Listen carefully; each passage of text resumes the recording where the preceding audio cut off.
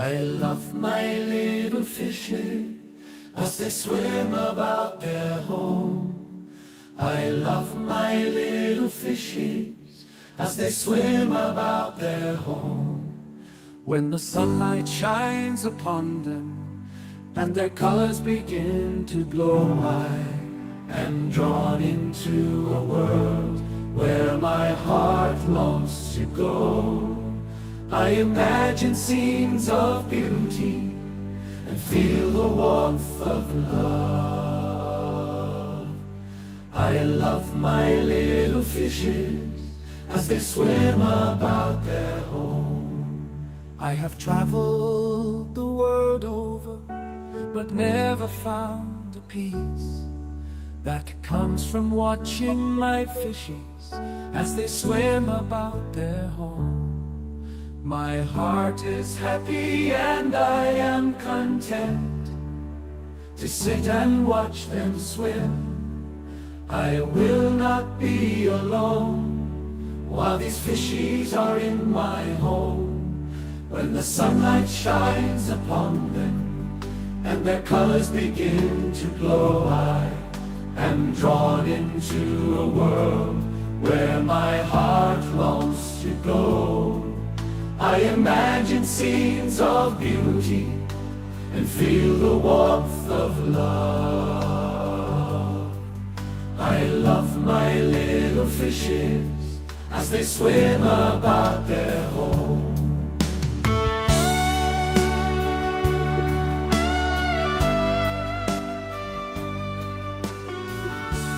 Well, hello.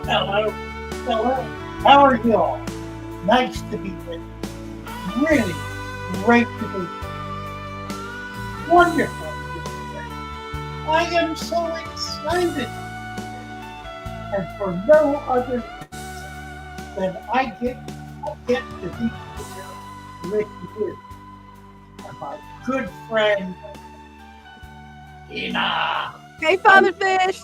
It's great to be here. How are you? I'm doing great. You had a wonderful holiday weekend, didn't you? Oh, it was amazing. Got to see koi fish this big. Got to see swans. Got to stay in nature for a little while. It was a retreat that we all needed. Where'd you go? Well, we actually went to Cedar Lake Woods and Garden. It's a privately owned natural botanical garden inside a stone quarry. That they took this stone quarry and just made it something amazing. There's waterfalls, plants from around the world, plants that I had never seen. Where is this? Just outside of Gainesville, Florida. Probably about 20 minutes outside of Gainesville, Florida, in the middle of nowhere. They said there's nothing in Gainesville. Well, that's great. So Dean took you on a 2-day holiday. That's sweet. Yep. Wonderful. Well, we're here now. That we are. Oh, glory. I don't even know what's going on. Let's see who's here.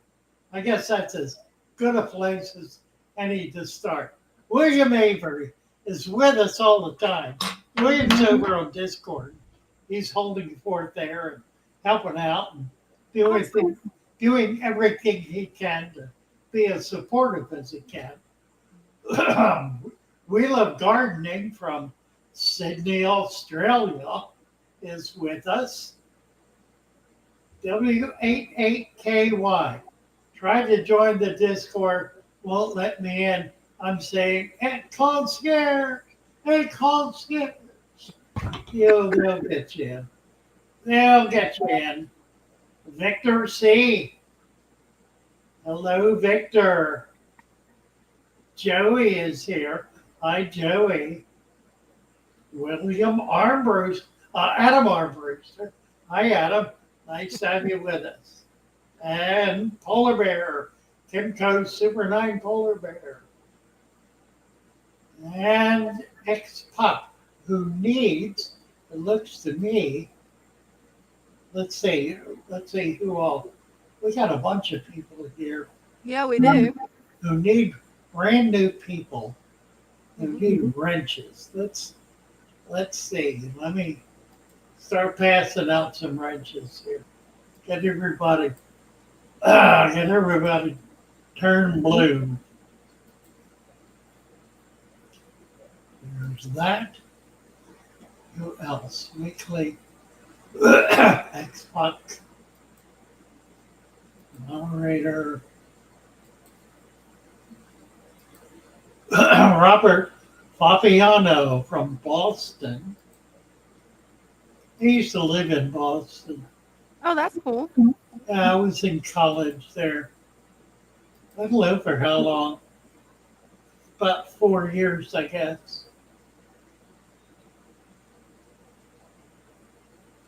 And then what is this?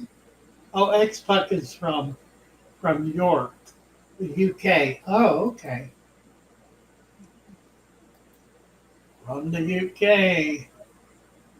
Who else is here? Brad Hansen, Stylish Ninja. That's a pretty cool name. Fish in the Wall. I'm not, you notice me. I made a music video called Fish in the Wall on my YouTube channel. We'll post the link, Stylist, so we can get her and listen to it. Yeah, that'd be cool. Well, nice to have you, William. All right. Is that Dermamy Bell from Dominica? Dominica. Is that now? Is that it's not Dominique? Dominic is in the West Indies. Dominica Republic is the other half of the island that that is shared with Haiti.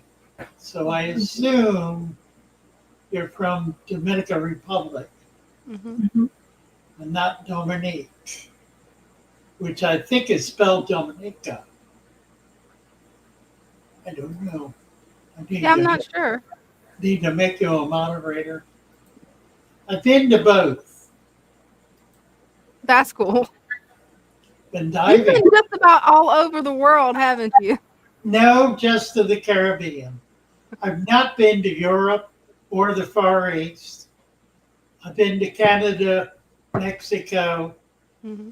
and a lot of the islands in the Caribbean, and that really about lets it out. So I'm not well traveled at all. Always wanted to be, somehow never managed to do it, and I'm now too old to do it. It would be too difficult just getting around. I can't do the walking that would be required. So I think I just lost out on that. But I'm in good company because Immanuel Kant, one of the greatest philosophers who ever lived, was born in Berlin, Germany, Mm-hmm. and never traveled outside of Berlin his Oh, entire wow. life. That is cool. And one of the greatest minds in history. Mm-hmm. So it's not required.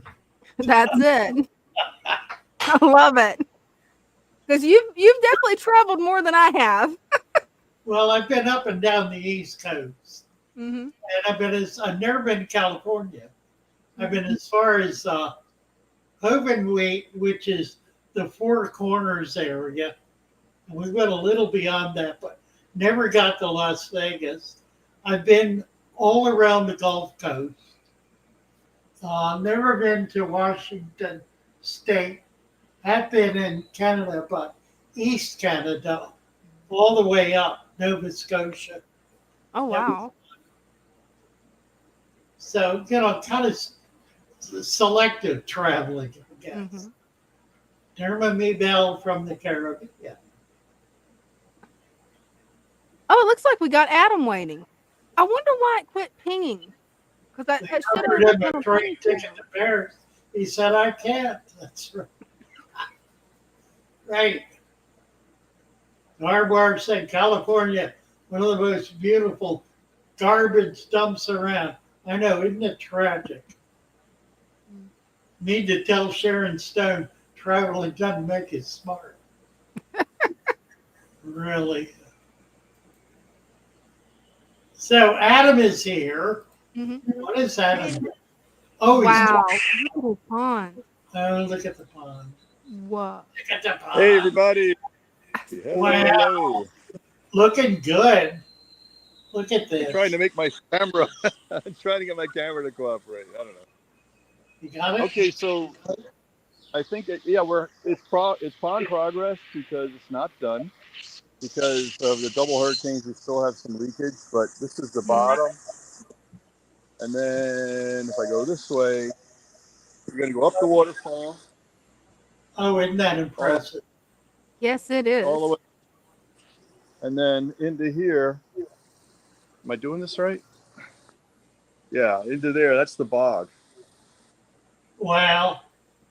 Oh, That, Remember I showed you guys it was still being built and it's all a bunch of rocks and now that's a 6-foot bog, 3 feet deep, the whole filter. is that a fish tank? It could be. Huh? It could be. That's where we're at. We're still working on it. We got a lot more plantings to do. It's supposed to be all plants, so that's why it looks like a lot of rocks right now because a lot of plants are going to be put in here and all around the bottom. Oh, it's wonderful. That's Adam, you're doing an 3 feet deep. amazing job on this. Oh, Yeah, if we're you all, remember, Father Fish, if you remember in Sarasota, you remember Selby Gardens? yes. So the guy I know has a friend there, and they're sharing design ideas. Like some of the Oh, wow. like the way Yeah, they're doing that. See? Selby is amazing. Kind of a natural, style. I told him I want to I make it love look like it. it's always been there, but we're. Yeah, So yeah. I'd say we're about 2/3 done up. I'll get back to you guys when it's time to put plants and fish in here. Right now, there's just mosquito fish in, so we don't get eaten alive in the summertime. I love it. Absolutely. Love it. Yeah, Nice. so that's all I just want to share with you guys. Yeah, definitely glad you did because I've been wondering how your pond was going. It's gonna be stunning when you're finished. Looking I good. know. It's only taking 5 times longer and 5 times more money than we planned. Otherwise, it's right on target. Exactly. Right. That's the way it always goes, isn't it? Well, kidding. you All right, you consider guys. every single one of those rocks has to be brought in from another Oh state. yeah, Mm-hmm. and these things are like these guys here are like I don't know 300 pounds each. Right. Those big guys. Yeah. So yeah, That's so we're getting there. nice. I'll keep Good job. you updated, okay? All right, I'll keep you Definitely. updated. Thanks, everybody. Take care. Love you all. Be well. Be well. Bye. Wow, That's, that's coming along amazing. yeah, it's gonna be pretty. Mm-hmm. It's pretty. Yeah, once he gets it planted, oh, Whew. that's gonna be amazing. What else we got here? Diane Altman's here. Hello, Diane. Christian B. Lloyd Goodyear. We do Victor, Brad Hansen, Redneck Life, Joey, Stylist Ninja, David Fake. Hello, David.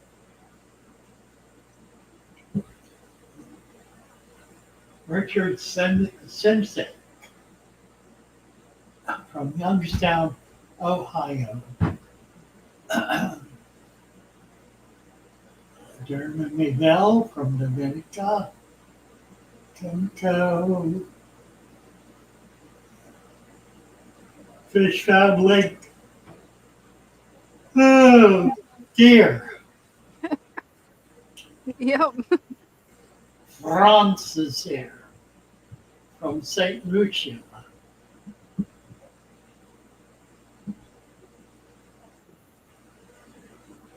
Looks like we got Jacob Wade.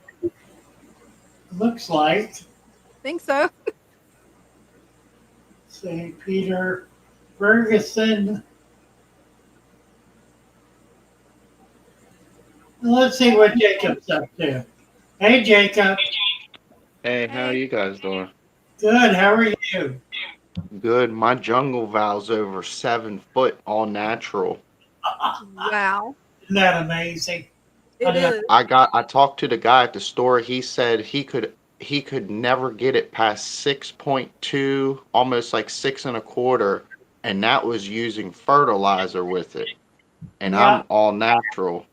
that's about as big as it. Yeah, it'll keep growing. It's going to keep growing. I've had it 7 foot. Never had it longer than that. So you're going to beat the record. Yep. Keep, keep, keep it going. Wow. How And are then your I got fish doing? You had a die off they're last doing week. amazing. I got a new cichlid. He's a keyhole cichlid. Oh, Oh, cool. that's a nice fish. I like keyholes. Yeah, they're one of I my can't favorites. wait till he grows up a little bigger. Yeah, they don't get real big, about 3 inches. Hmm. The keyholes? Yeah, they don't get real big. Sweet. Yeah, So then he'll be perfect size as yeah, the platinum Snow White that I have. yeah. He's a perfect size for that tank. Yeah, Sweet. And then I picked this up the other day. That's like half of a stick right here. Hmm. It it looks good. looks like a whole stick to me. Yeah, it does. Yeah, I mean whole stick, yeah. Yeah, it's doing amazing. I haven't done nothing in over 8 months now, and Hmm. look, it's just I don't know. I'm very amazed at it. I'm very happy. Yeah, it's pretty extraordinary, isn't it? That it It is. is. It's amazing what just little bit of things you just change, and Yeah, it can make a tremendous difference in the tank atmosphere. you bet. Nice to have you here, Jacob. I'm gonna get Thank over you. see what Dre's up to. Hmm. Take care. Bye for Thank now. Bye. y'all. Hey, Dre. What's going on, Father Fish? How are you? I'm great. Oh, there I go. We got you. We Oh, Got look got at this. Bloody Paradise in here. Happy Paradise with Yo-Yo. I got some Green Lantern ones. Oh, you sure do. Look at that. Yeah. Oh, And I got wow. a hyphen too. Nice. Oh, he's pretty. Yeah. Yeah, I love them. Plenty. The orange, the red wagtail male is trying to breed with almost every girl in here. Right. Well, that's all right. Yeah, I love it. I just like watching them. They mix it all up. Yeah, I'm telling you. So what do I have to say here? So my what do you call those now? The brain fart. The It happens. anakers, they're growing right across, and that's what they've been doing in both tanks, this and the beta tank. So The plant, you mean, the anakers, the anacris. Right. yeah, Yeah. Well, yeah, that's kind of what it does. And that's what it does. it doesn't need to be planted. Yeah, if you just if it's a floater, that's Yeah. what it's gonna do. Oh, okay. Yeah, I like it. It looks nice. It looks better than growing straight up. Yeah, it does, doesn't it? Yeah. And this right here, I forgot what this is called. I think this is a Rotala or Ludwigi or something. You Yeah, I mean think so. oh, But it's growing like green right here and pink up here. yeah, that's Ludwig. Sure. Yeah, and it got Look, like look at all roots. the roots, all the Yeah. coming right off that top. Now you can clip that right there and plant that, and it'll grow up. All those roots will take hold. That's a I good might that's a good time to trim it. Okay. When It you got see like those roots, trim it yeah. right there and plant it, and it'll give you a new plant. Yeah, I could do that. It got like 2 or 3 more plants right there where the roots are growing from the stem. Yep, that's right. Mm-hmm. It'll push out too, so it'll actually be 3 or 4 stems coming up in the same Okay. place. So it makes it look a lot bushier. Oh, nice. Very cool. Hmm. I do love it. I Yeah, really do. Take a drink. Love your tank. All right. Thank you, boss. Bye-bye. He's got a gorgeous tank. I love his selection of platies. One of the wholesalers this week listed on their specials list platies. Oh, They cool. had over 30 different types of platies listed. That is cool. It was so much, it was stupid. It was Didn't even know there was that many varieties of platies. stupid platies. I can't even imagine how that happened. They must have bought out some autistic fish keeper or something who just designed one after another after another after another. I mean, it was a 2-page list of platies, Wow. and I know why they were on special because they were trying to get rid of them. It's really crazy. Hmm. I didn't buy any of them actually. I was totally disinterested. Who's this? Any fish will do. Thank you so much. Any fish. Very kind of you. A $5 donation. Do appreciate it. Doom Pie. John Shane. And Peter loves platies. Peter loves platies. There's a title for something. That would be a good YouTube channel for you to start, Peter. Peter loves platies, right? Mhm. Adam needs a 3G. And 3G says, sorry, Adam, I'm not home. Lloyd Goodyear. Frank F. Hey, Frank. And PP2 says, hello, Father Fish. Fish family, help our community grow. Like this video and hit subscribe. Peter Ferguson. And red-tailed black sharks are toothy. Toothy. Is that what that is? Smiling. Yeah. Oh, sweet Polly. Mercy, mercy, mercy. Zach Arnold is here. Hey, Father Fish, love your videos. I'm getting a real kick out of people coming into the shop saying, oh, yeah, I can always tell when somebody walks in the door whether they have been on YouTube and followed Father Fish. Yeah. Because they'll look at me and their mouth will drop open. And they'll, Father Fish. So I know they've been following videos. And it just happens. I had a guy today come in who was so excited because Father Fish lives less than a mile away. That's cool. Where his shop is anyway. It's really fun. Mm. And it makes me realize a little bit how much reach this thing has. I mean, it's absolutely global. Yeah, it is. I was writing an article recently that's going to be coming out in one of the major fish publications this spring. And we started out by saying you can walk into any fish store anywhere almost in the world. I would not include China in that because China doesn't get YouTube, although Hong Kong does.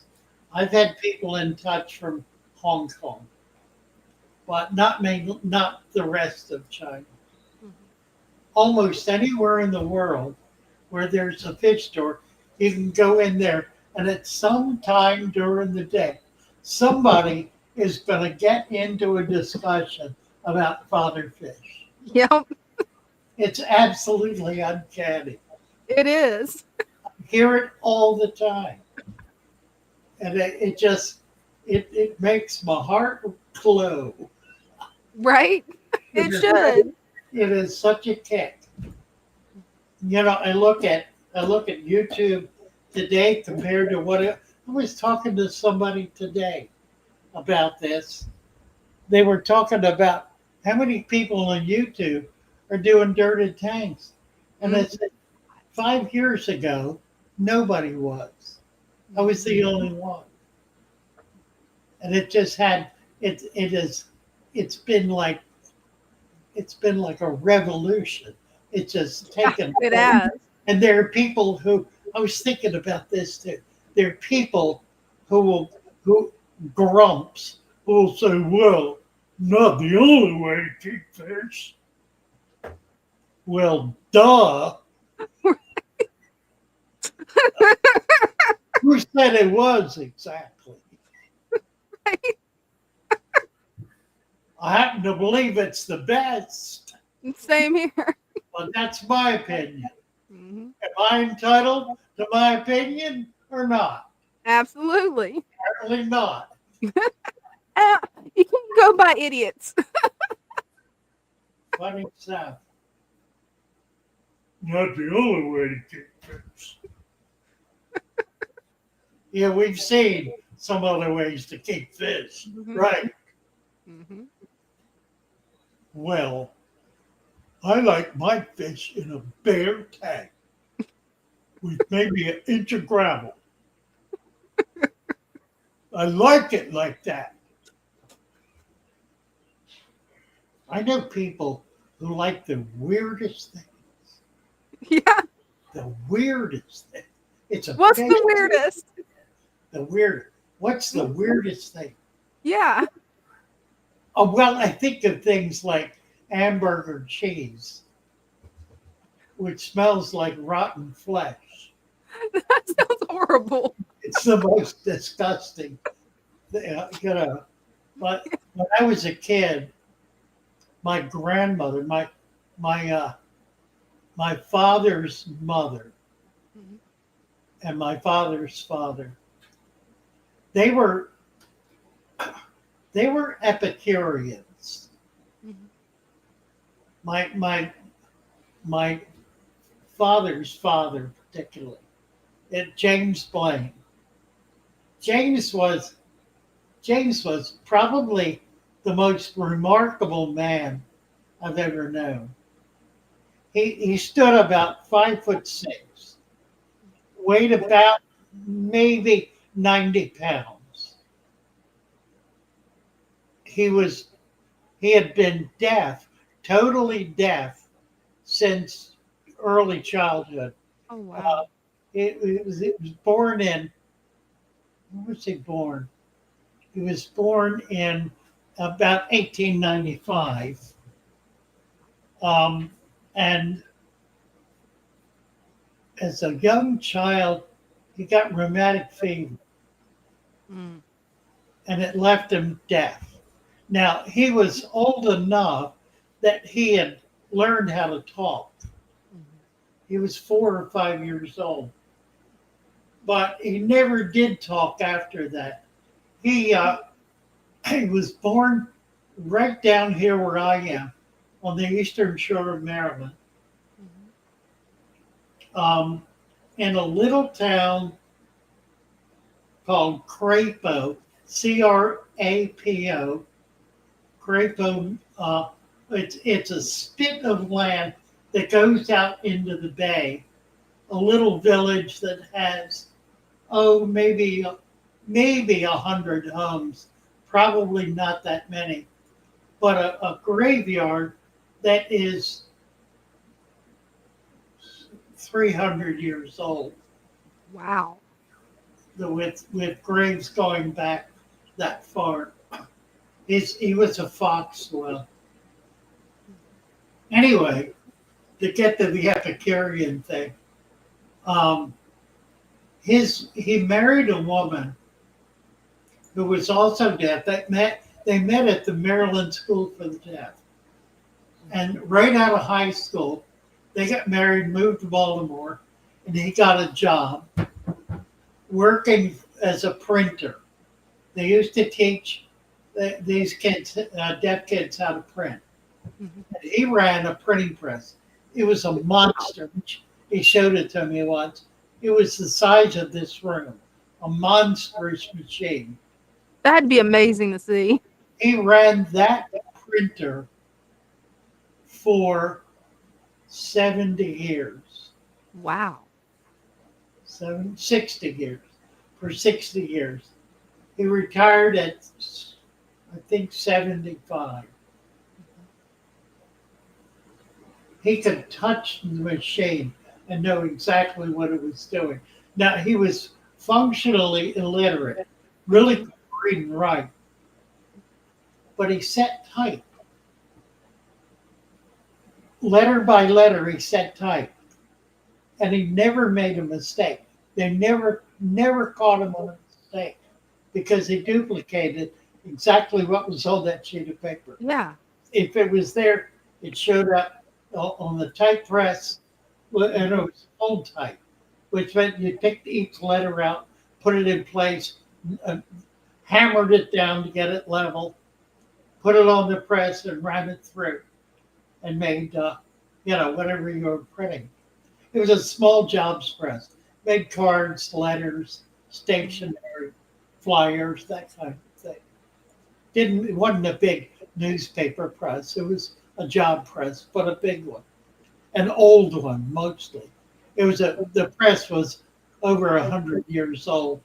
It was made in the late 1800s, and That it is so cool. had been electrified somewhere along the line. Just remarkable. Anyway, the Epicurean thing. He married a woman who, as a child, grew up at her mother's side in the kitchen. Her mother was a German chef, a German cook, worked as a professional cook. And this little girl, from the time she was a tiny little girl, was with her mother in the kitchen, watching everything she did. She was a master chef. Oh, I bet so. And she loved the most exotic foods and made many of them. But the one thing she and her husband, James Blaine, loved the best was hamburger cheese.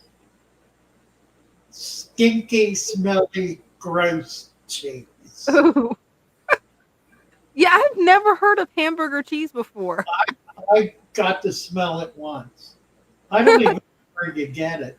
I mean, it's not anything that ever shows up in a cheese shop. Right? But the other thing was interesting about my grandfather. Mm-hmm. He was solid muscle. He was like wiry little guy, very intense about everything. Very kind of. He was a gentle soul, but extremely intense. And where he was born, there was no dental hygiene. So by the time he was 40, he had lost all his teeth. Now, I say lost. He didn't actually lose them. He actually pulled every single tooth out of his head as it went bad. He would work it and pull it out. Every tooth he pulled out of his head. I cannot even fathom. I couldn't imagine pulling my own teeth. I've had some people in my family that are older that have done it, but I couldn't imagine doing it myself. Pulled every tooth out of his head. That And takes refused, dedication. and then refused to get dentures. Oh no! How did he eat? He had very hard gums. Wow. And my grandmother would cut his meat in very tiny bits. So he didn't have to bite down on them much. But he chewed with his gums. Wow. He absolutely did. He could take a piece of rope, like clothesline rope, Hmm. wrap it around his head, and he did this and broke it. Wow. Now that's really strong rope. Yeah, it is strong rope. It is. Because my I granny saw had a clothesline. That stuff is tough. it's like he cut it or something. It's weird. Wow. Amazing man. Amazing man. Definitely. When he died 1 year to the day of his wife's death. And he spent that morning traveling around by bus, Hmm. visiting all of his friends who owed him money Hmm. and forgiving all the debt. Wow.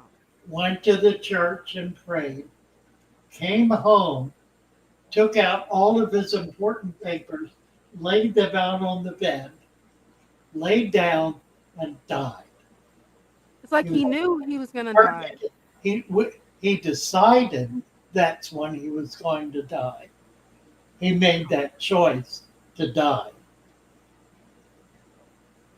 Didn't kill himself, was not sick.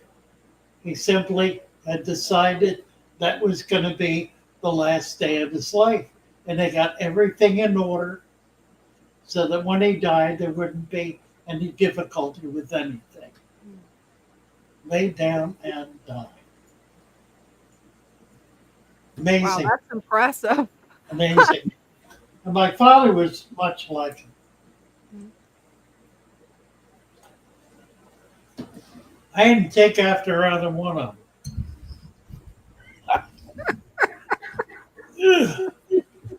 Well, it happens. Olympus. Don't need teeth if the meat melts. There's a song title.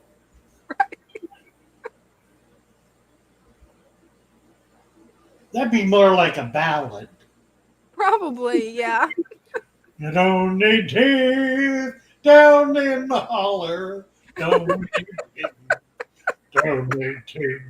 You don't need teeth down in the holler. You don't need teeth. No, you don't need teeth. You don't need teeth down in the holler 'cause the meat's so soft. It don't holler. You don't need teeth down in the holler. No, you don't need teeth. You don't need teeth. Okay, I know what I've got to get AI sitcom making now. We're going to make that song real.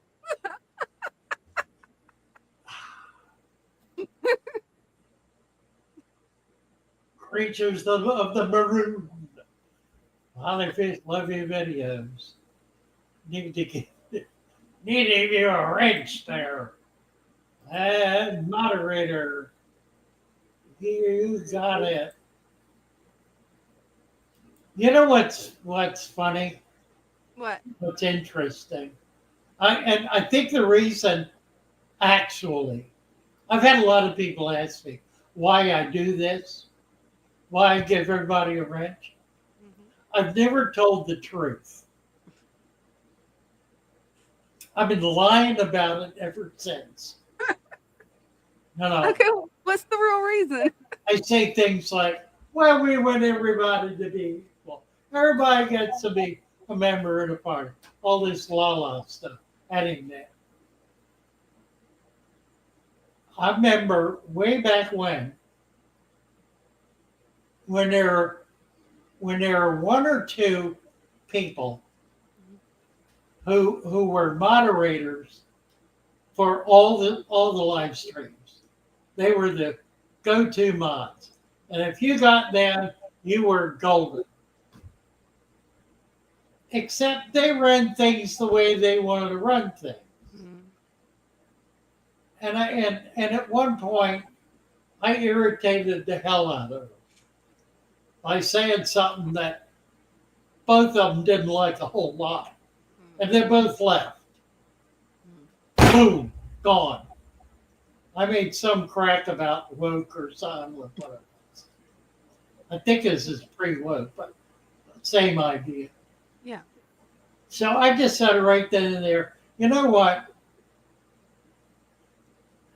Ain't nobody gonna ever say to me, can I be your moderator?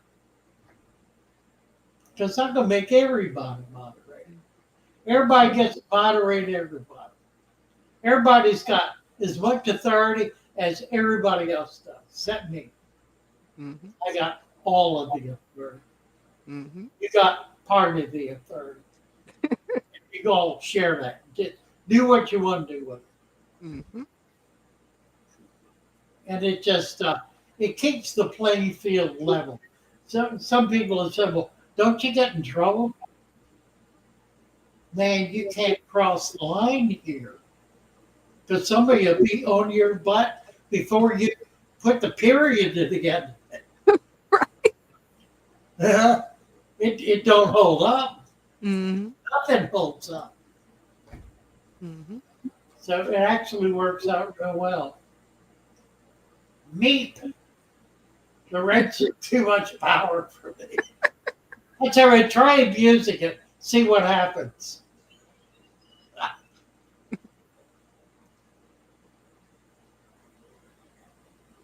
Yeah, Bill Myers has a really interesting comment. I have 21 tanks as of today. Just picked up one. I'm guessing it's a 40-gallon breeder, still in the car for nothing. I have $40 in just tanks. So he's Nice. managed to get 21 tanks for $40. Now that's budgeting. Pick them up off the curb. Oh yeah. You bet. Limburger. It's something stronger than Limburger. But that may have been what I was thinking.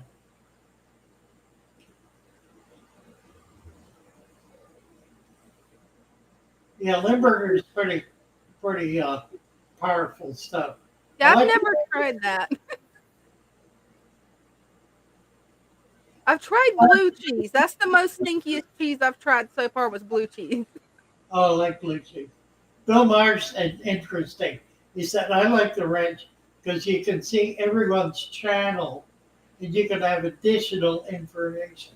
That's right. I never really realized that, but it does give you the Mhm. some added benefits.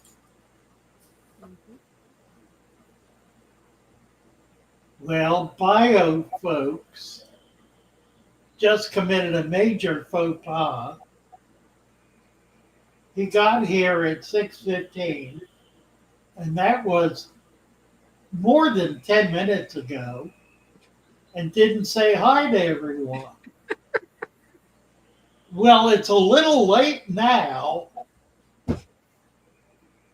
10 minutes later, he's saying hello after you've been brought in, took your hat and coat, sat you down at the table.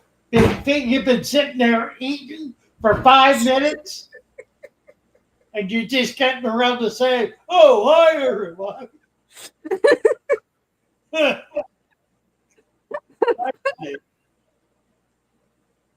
Brenda's here.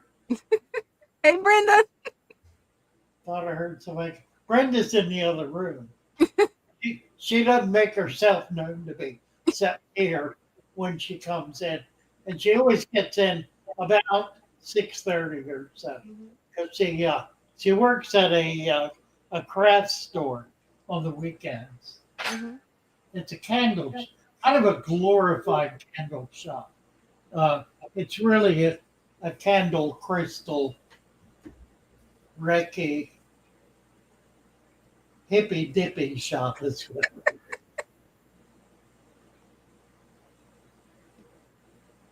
And she loves it. And that's fun. Mike is here. Hi, Mike. So we can time each other out. Yeah, you can play that game. It gets old. You get timed out and you don't like it much. So So, you learn the hard way. Hey, bio folks. Mike is here. Mhm. She walked right by me when she took Bella. I didn't see her. I didn't either. I did not. And I got my eye right there. Hmm. Oh, well. I miss most anything anymore. Resident alien. Have you heard of the creation scientist, Dr. Kent Hovind? Hovind? No, I have I not. haven't either. That's interesting. I've read some creation science stuff. What's interesting is that 20 years ago, creation science was considered not not only not credible, but really not scientific. Mhm. It was considered a construct created by fundamentalist Christians and um, other Bible scholars. Anymore, what passes for science is really creationism. I mean, it's a curious thing. What string theory kind of took hold of scientific theory for about 25 years, and they totally ran it into the ground. Mhm. I mean, they invested so much time and energy into string theory because they did not want to move forward with what was obvious. And what was obvious was the the the consequences of the Big Bang. Mhm. Because the consequences of the Big Bang are very simple. If you're going to posit a Big Bang, then there has to be a Big Banger. Yeah, there has to be some entity Mhm. causing the Big Bang. Otherwise, it doesn't happen spontaneously. The only way to get at that is to have the Big Banger then must be infinite in all proportions, Mhm. else it is simply itself Big Bang. Mhm.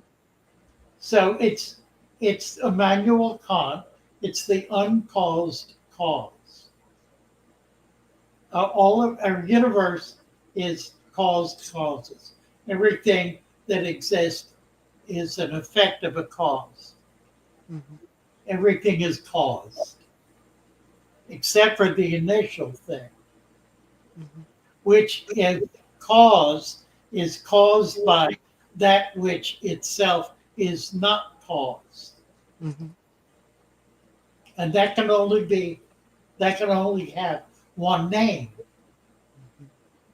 And we use the name God to refer to that one name because that's the nature of the uncaused cause, the nature of that which exists but is not caused, which is eternal, which always was and always will be, the fundamental structure of nature.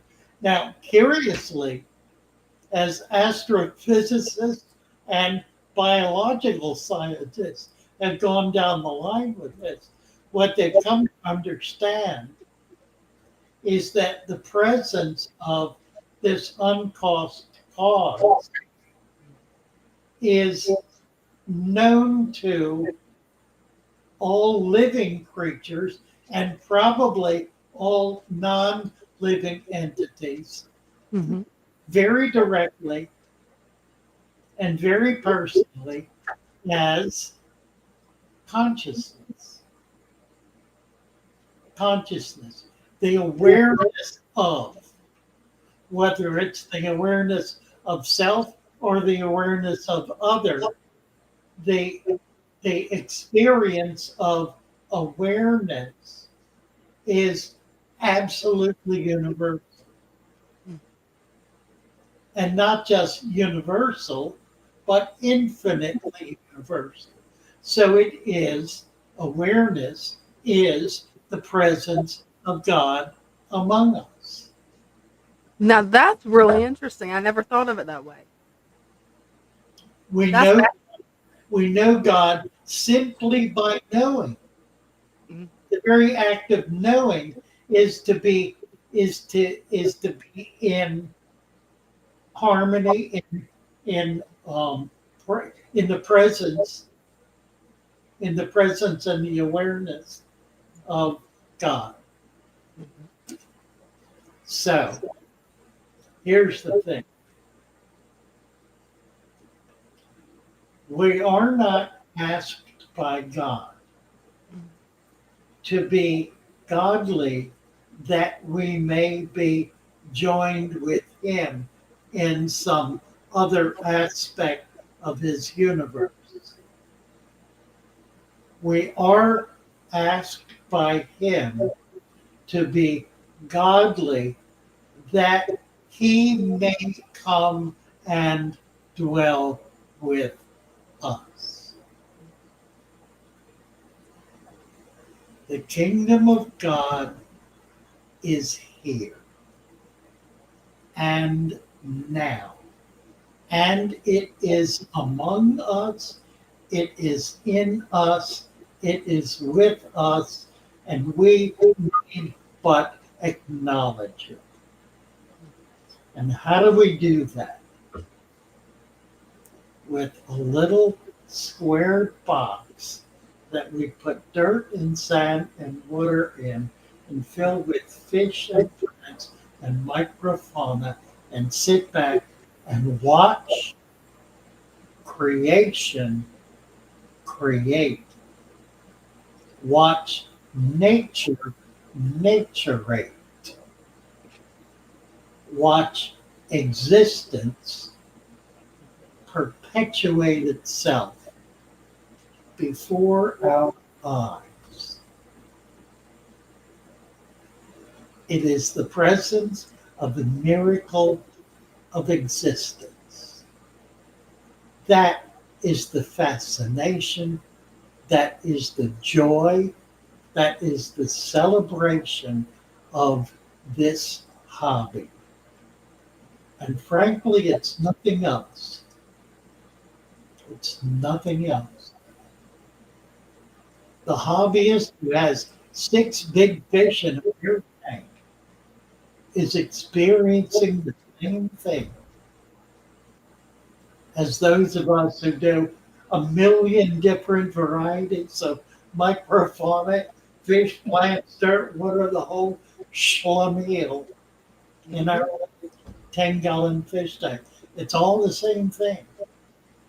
And it's all based on that same keen desire, keen sense of something magnificent, something that exists outside ourselves yet is part of our reality that we can observe, that we can participate in,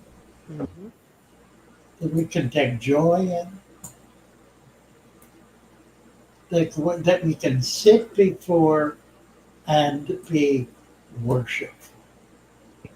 absolutely. I don't get to preach much anymore. I'm sorry, guys. Hey, I love it. You need to preach more. I always get something out of when you preach. Every sermon I've heard, I always get something out of it. Well, thank you. See.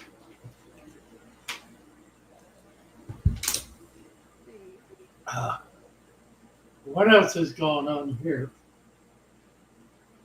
Mike has a question. Question. Ask your question, Mike. Mhm. Big folks is going to come up later. What are your recommendations for heater brands? Oh God, I like the Higer. If you're going to spend the money on a good heater, I don't think you can do better than the Higer ceramics. I don't like glass heaters. Mm-mm. They Me break, neither. they leak, Mm-hmm. they corrode. There's always a problem with them. Mm-hmm. Even the best there are by no means perfect. The Hiker I found. Now, here's the thing about the Hiker. If it craps out on you, they'll replace it. So it's as expensive as it is, and it's not cheap. I get the 500s, and they're like $90 or something. They're really pricey, and I'm not hooked up with a wholesaler because I hate wholesalers. Yeah, I don't blame you. I really do. I just hate them. The problem with the wholesalers, at least the big one, it used to be big ones. Now it's big one. It's owned by a syndicate, a conglomerate of virtually every manufacturing corporation in the industry. They're all under one umbrella. You know the half price sale at Mm-hmm. PetSmart or Petco? Yeah. Yeah. The company that owns Petco also owns the tank manufacturer. They also own the wholesale company that provides all that stuff to local shops like mine. They also own Petco. So when they put those things on price, they put them in Petco. The local Petco has no decision about what they got. They are shipped a group of tanks. I told them to put them on half price sale for I think it's a month. They're selling them for less than their own wholesale price at the wholesale. Wow. That's wild. I cannot buy a fish tank from a wholesaler cheaper than I can get it at the half price sale at Petco. That's insane. You would think it would be And cheaper, it's all the same company doing it. right? That's wild. And John Shane has an idea for you, Father Fish. You can do Sunday morning preaching on YouTube here. Actually, I really You could. could.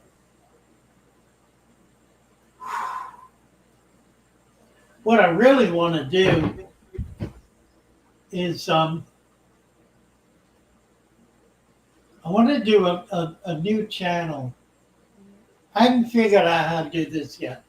I understand I can do a group of channels all under one umbrella, all linked together as though they are one channel. Mhm. Um, I think it's called a corporate channel or something. I need to find out if that's what I've got. Yeah, I'll So look into it tomorrow. Yeah, definitely. if I can do that, then I could get this thing really moving. Oh, yeah.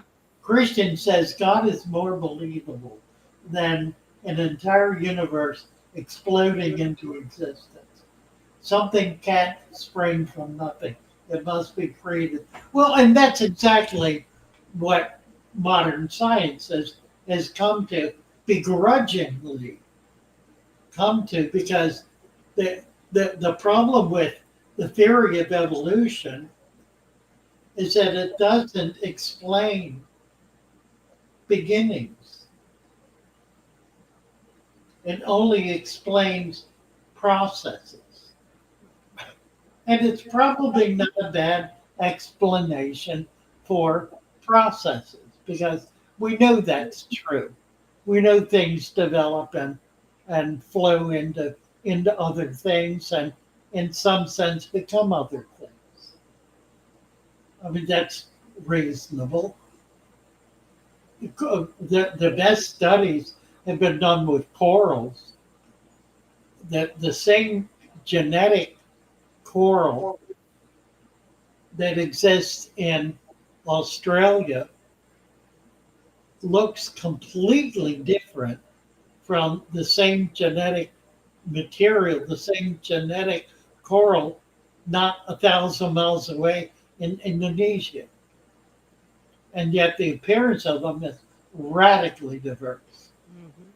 We see it in fishes that change as they go down the course of a river. The speed, the coloration changes, the shape changes. It's the same fish, but it has different iterations as it moves along. So we know that's true. We know that happens. What none of that explains is how any of it got here to begin with.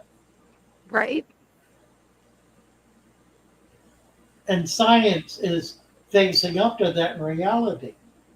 And in fact, with the newest telescope, the Deep Space Telescope, has blown a lot of things right out of the water because it has seen further back in time than we had any reason to believe there was time.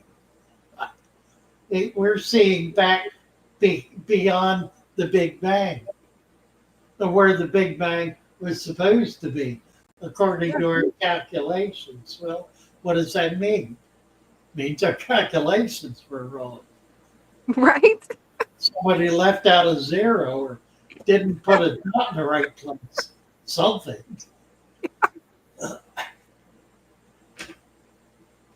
Anyway. That's really cool, though. I didn't realize they could actually see past the point of the Big Bang with it. That's cool.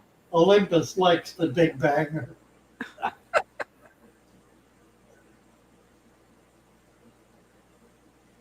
Oh dear, Bill.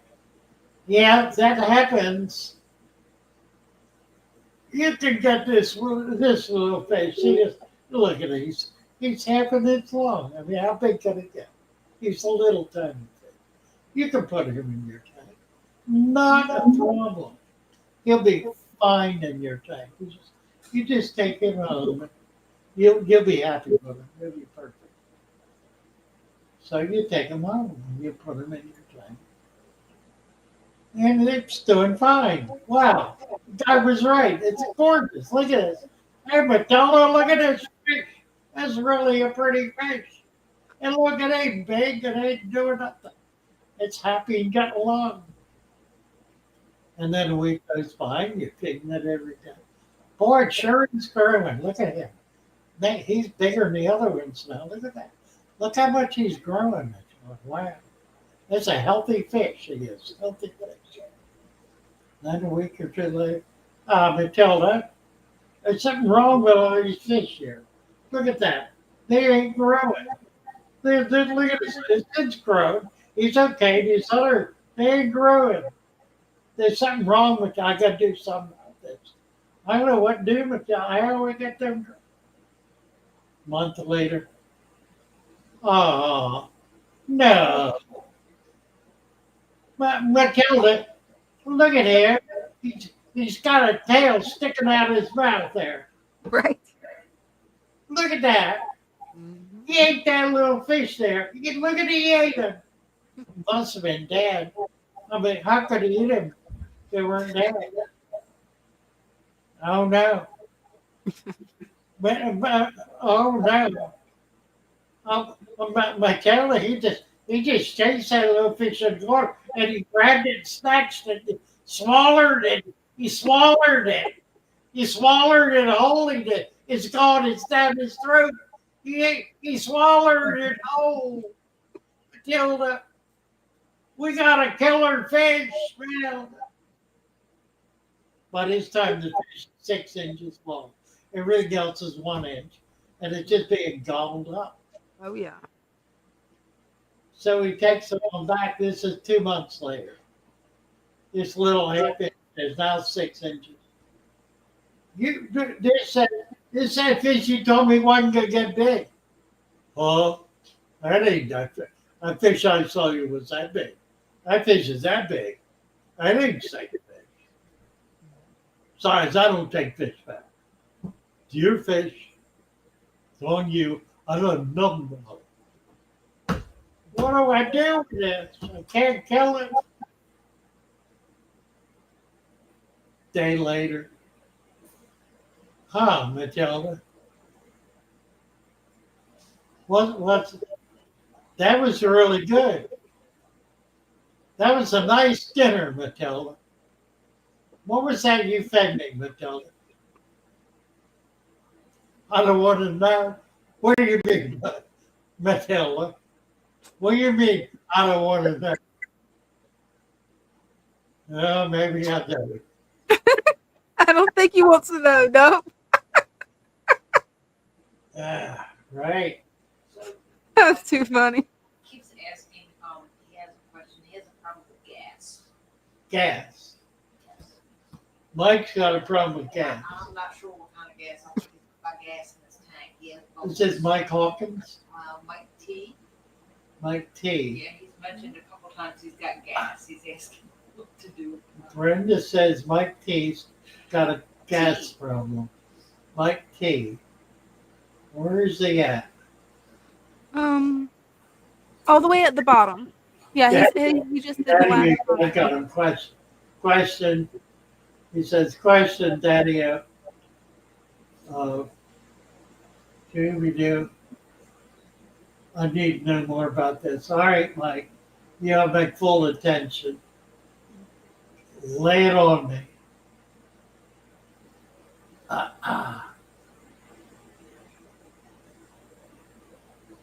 Resident Alien is trying to get us confused with numbers here. I don't even want to get into it. All right, where are we? Fish Rabadoo. The gas. He said the gas is in the fish tank. Gas is in the fish tank. Yeah, I've never heard of that being a problem.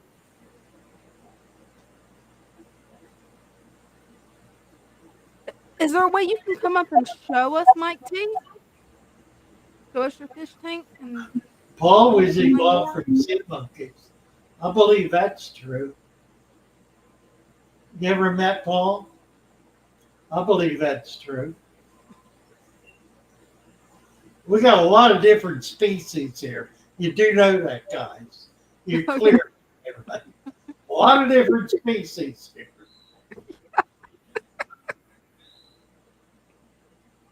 Mike T says the bubbles are coming up out of the substrate, and I'm wondering if it's a bad gas or is it a good gas?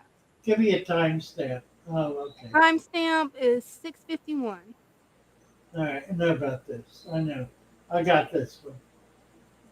I'm missing all this good stuff. All right. So you got bubbles coming up the dirt, coming up out of the substrate. It's carbon dioxide, CO2. That's what it is. If you put the substrate together correctly. That is to say, if you put enough buffers in it to prevent it from becoming acidic. If you didn't, frankly, you would know. Because acidification would simply kill everything. It would create hydrogen sulfide, which would kill everything. But with adequate buffers, that cannot happen because it won't go acidic. It'll stay alkaline, and you'll wind up with CO2. Totally harmless, actually feeds the plant. Okay, Bio folks is here. Just freaked him out. What's up? I love your paludarium. Thank you, thank you. You see the fish? They're actually out today. I'm like, oh yeah, I might as well join since the fish are out. Look at that, it's a swamp. Love it. It is. They got a swamp there. The glare is terrible right now. I love it. Oh my goodness. Oh, I love it too. It's beautiful. What do you got in there? Just the two zebra Daniels. No, it's a Asian forest scorpion in here somewhere. Yeah. Oh, cool. Um, oh, there goes one of the fish. Yep, yeah. You have a nose in there. And what else? Spring peeper and two northern cricket frogs. Oh, far out. And I Nice. think that's it for now. Nice.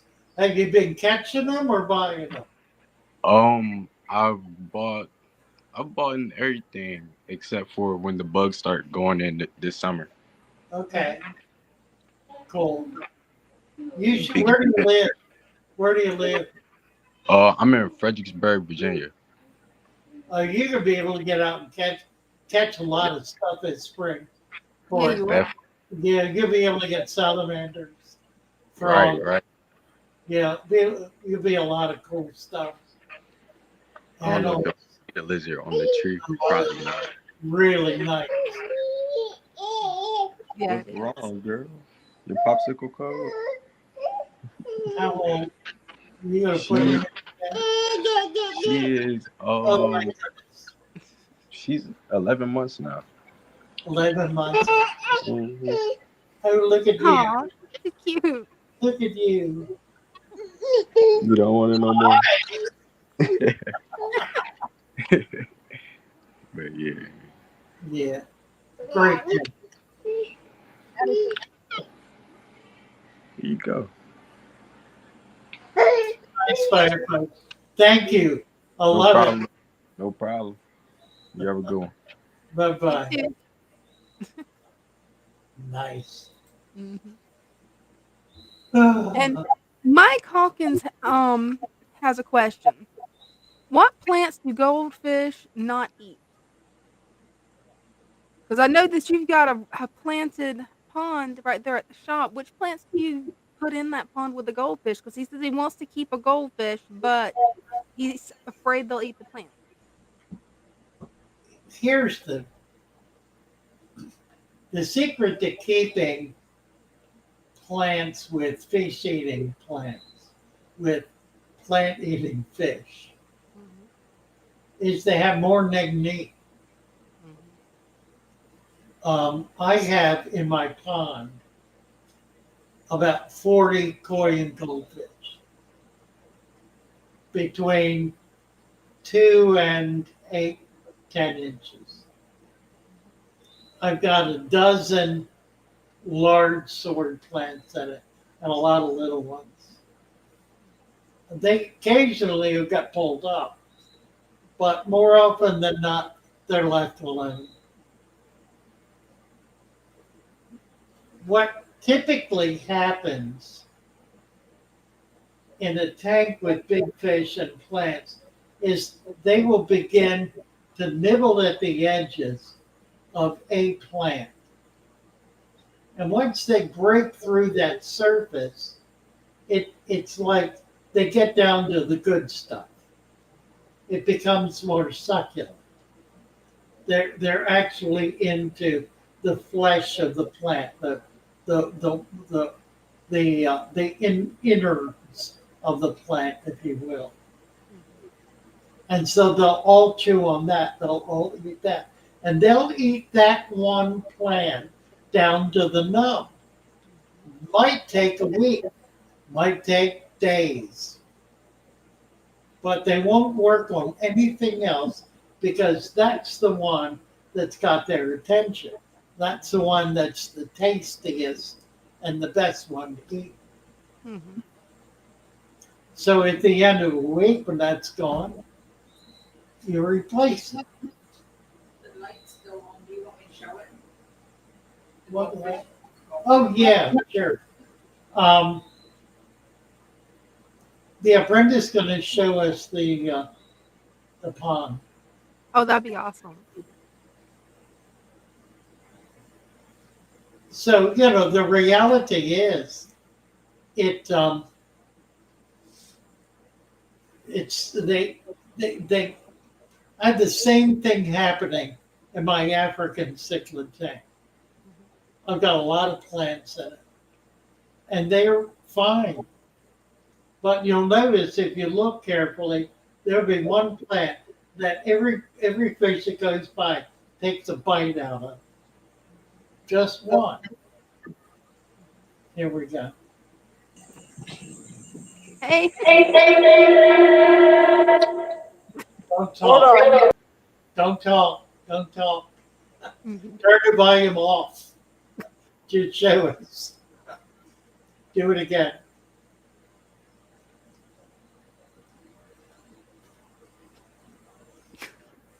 Yeah, I was not expecting that. Yeah.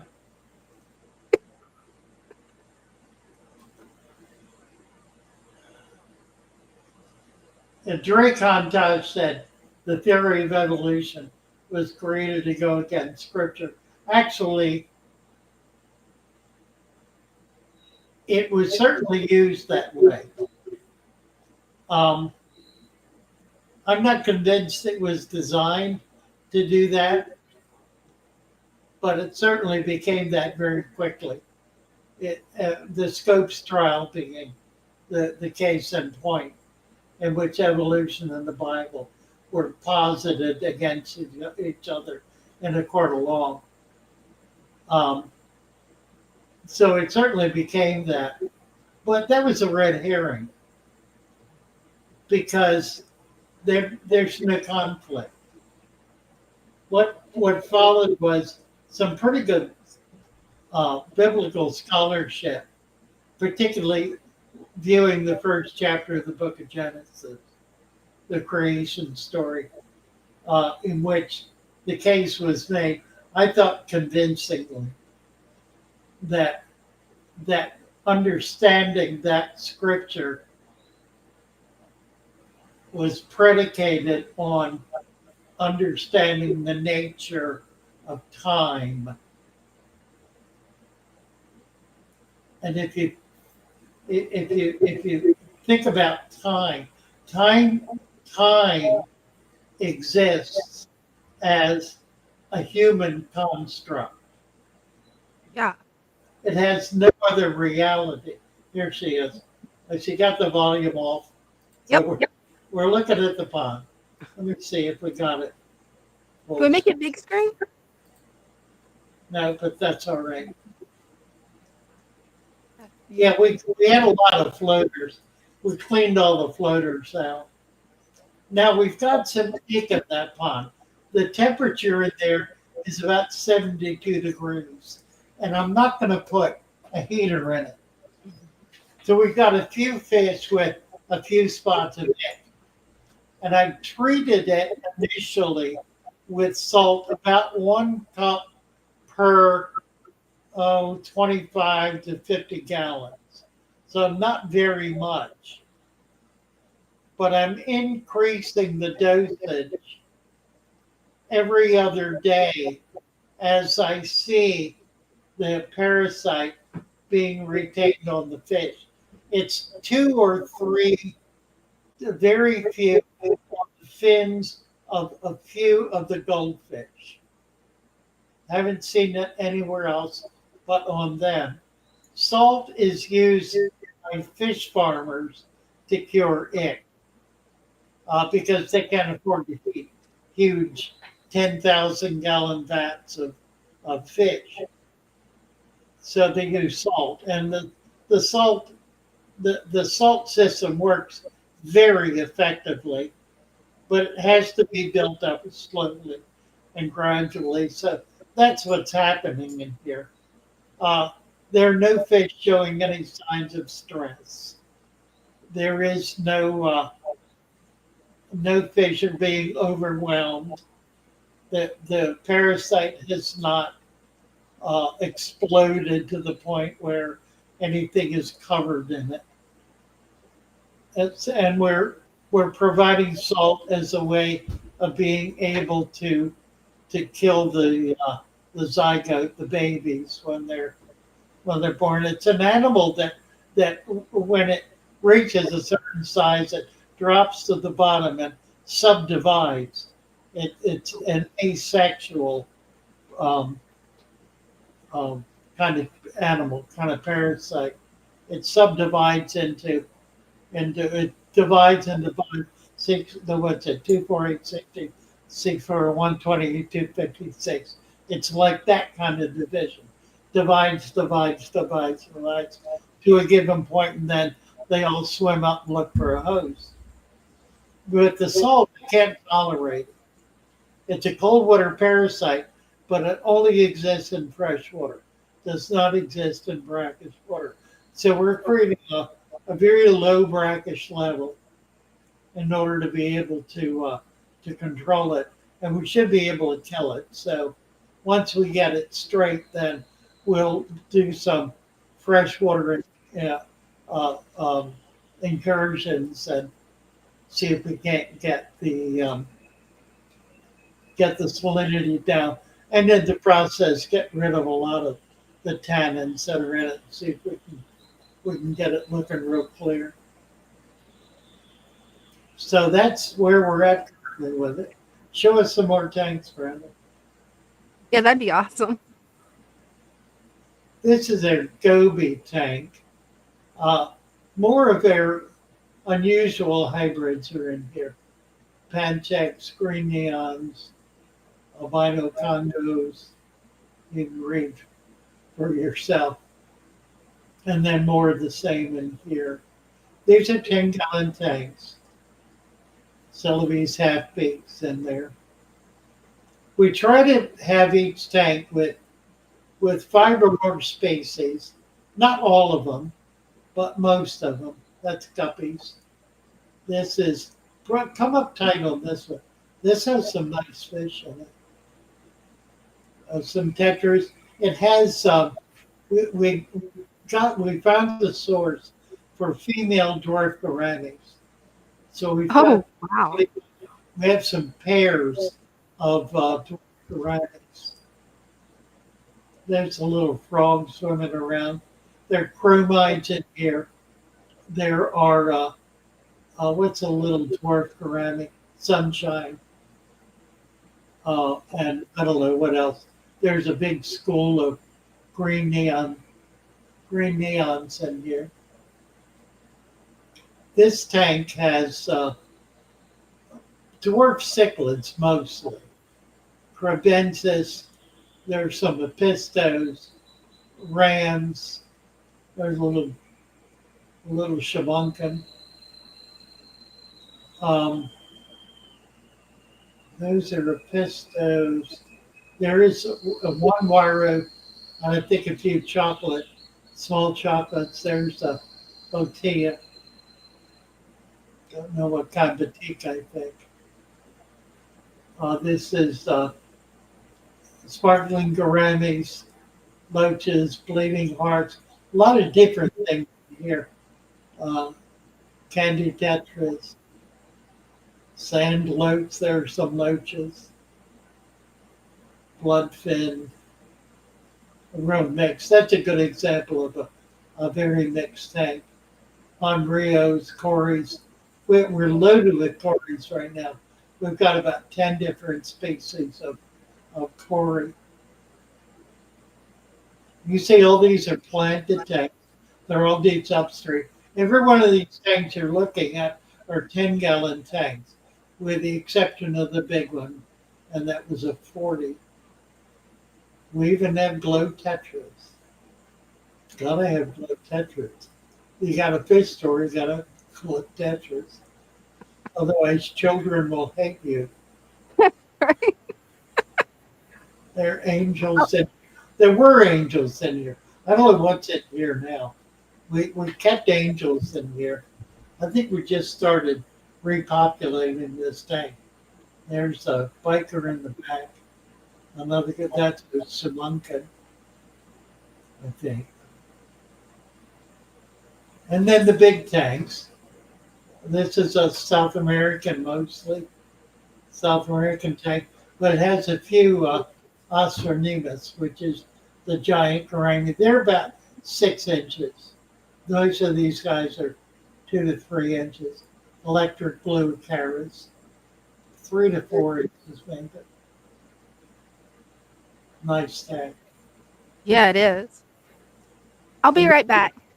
these are Africans, assorted Africans. There's not much else. There are a few really nice oddballs in here, um, but it's mostly assorted Africans. And this is primarily rainbows, a lot of koi, a lot of Cory cats, some big Ostronemus, some gouramis. Mostly it's rainbows. So it's really kind of a peaceful tank. Not much aggression in there. And then this is probably my all-time favorite tank.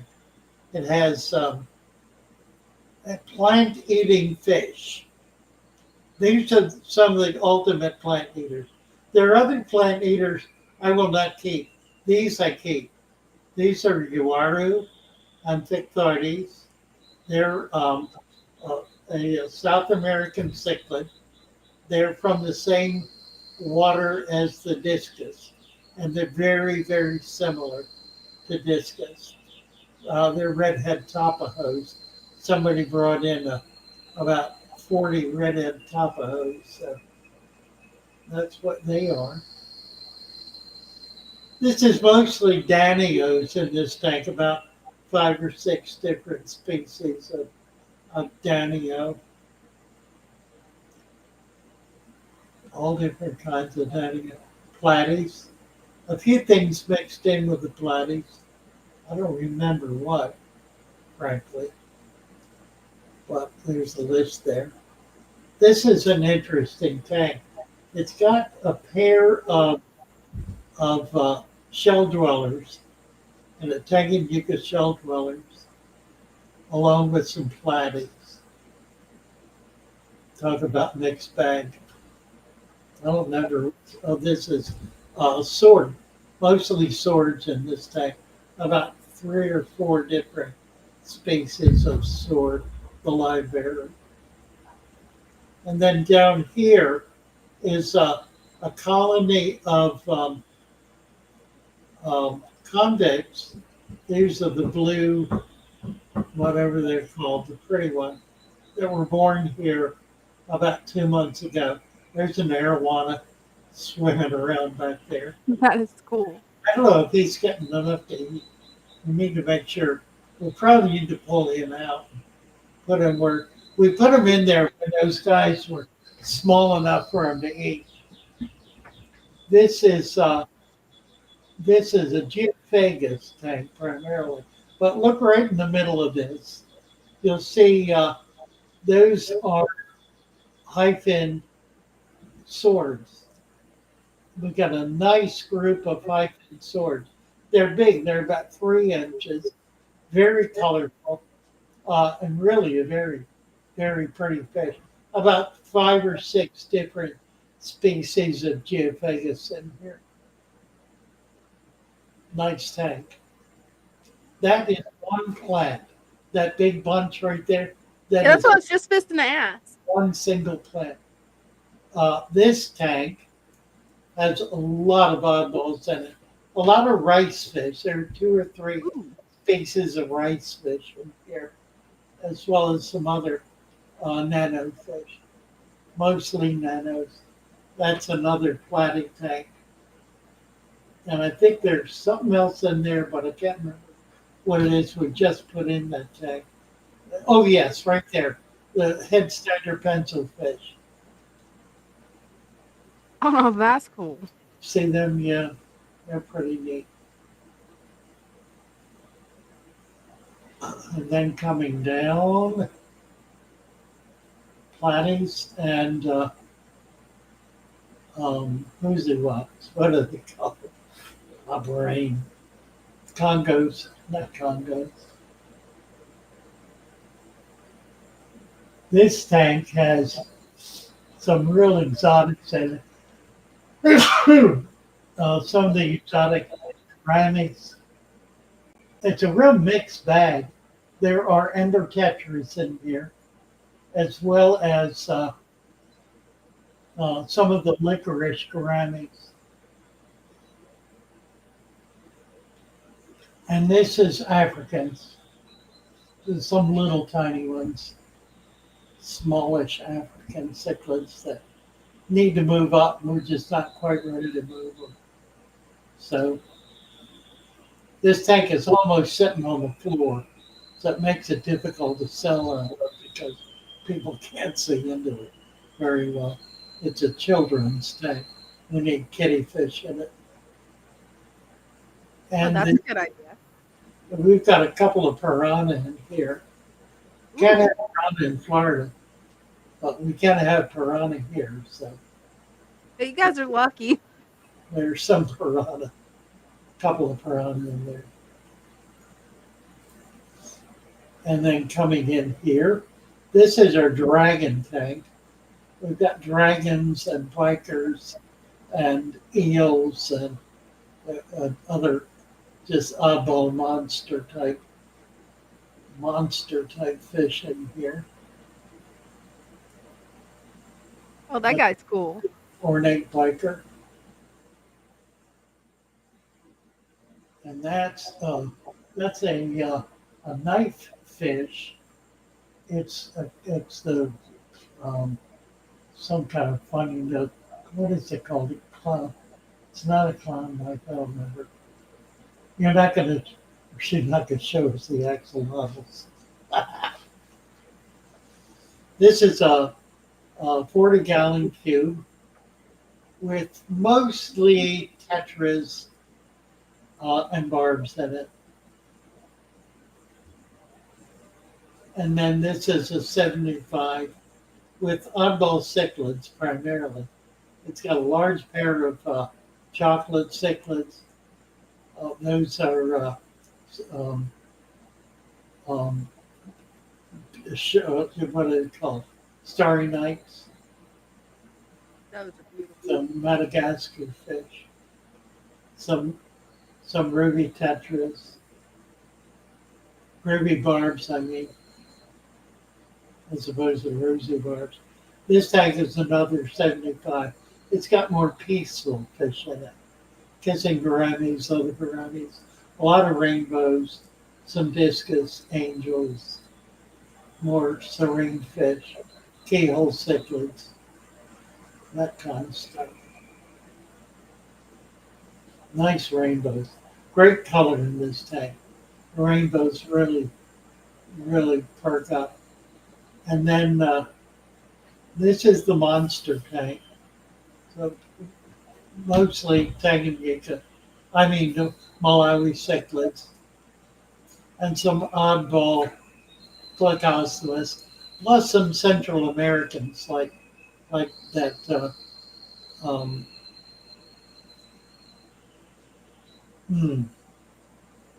will come. There's the. Is that the? Yeah, that's the Adonis. Right. We have two big Adonis in here. A few Tanganyikas.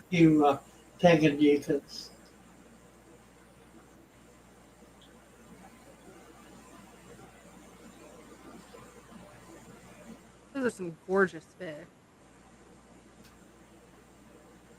Some Central Americans that are getting a little too big for this tank. We're gonna have to. We got to set up some new tanks. Some of these guys get a foot long, and that's just going to be too big for the Africans. Neat tank. You see all the plants in there. It's a perfect example of what I was talking about. These are fish nobody ever keeps plants with, but they actually do extremely well, providing the plants have a good nutrient foundation, and there are enough of them that everybody's not attacking the only plant in the tank. And then Oh, this one's my favorite. this is the Amazon floodplain tank that demonstrates what the Amazon looks like in the rainy season with just that level of tannin in it. We have discus in there, angels, Congo tetras, a lot of cleanup crew kind of stuff, a lot of different fish in it. It's a 60 gallon, there probably are 50 fish in there. And a lot of them are bigger fish. And then I don't know if you can see the Abba Abba. He's a little hard to find.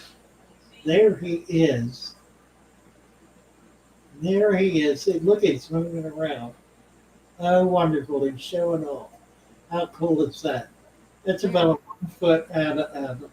Gymnarchus niloticus, the Nile River fish. Can't keep him with anything, but he's a magnificent fish. I'm just very, very happy to have him. He's in a 65-gallon tank, I think. There he is. He looks like a living ribbon. He does, yeah. His dorsal fin goes from his head to the tip of his tail, the entire length of his body, and he uses it like a ribbon. It looks like a ribbon.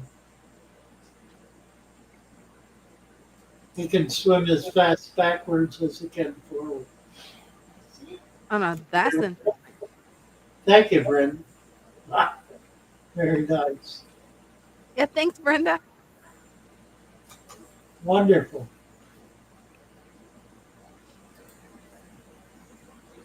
Yeah, So, yeah, that was fun. I haven't been able to do that before.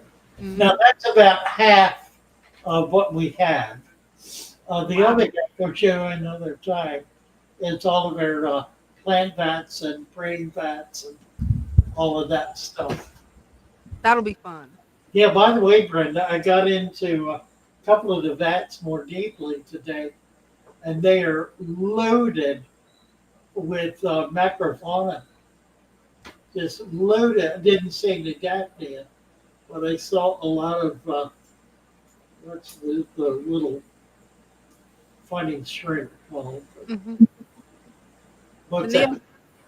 scuds are you talking about the scuds? Say it. Scuds are neocardian shrimp. Scud, right. Scuds. It's full of scuds. Several of them are full of scuds. Oh, that's There good. are other things in there as Mhm. well. So we're getting a pretty good culture of stuff up, which is going to allow us to build food webs and Mhm. all of our tanks. I'm very anxious to do that. We haven't really started to build the food webs in all of these tanks you were just looking at. A few of them have a little bit. None of them have very much. But our vats have been growing culture now for a number of months, and they're kind of getting to the point where we've got enough going on to be able to begin transposing it into those tanks to really build that up. That's going to be especially important for the smaller fish and for the more difficult fish like the gobies that really require live food. So what I'm anticipating is we're reaching the point where we're going to begin to be able to move into specialized foods because we do have fish that have special dietary needs, and many of them are live food needs. So being able to provide that is important, but not easy to do. Well, I think we have enough of an operation going with enough diversity in it to be able to begin to focus on. So that's the plan. What else is going on here? Well, Meat's curious. How much is the ribbon fish? I think he wants the aba aba. Or Yeah, he's $500.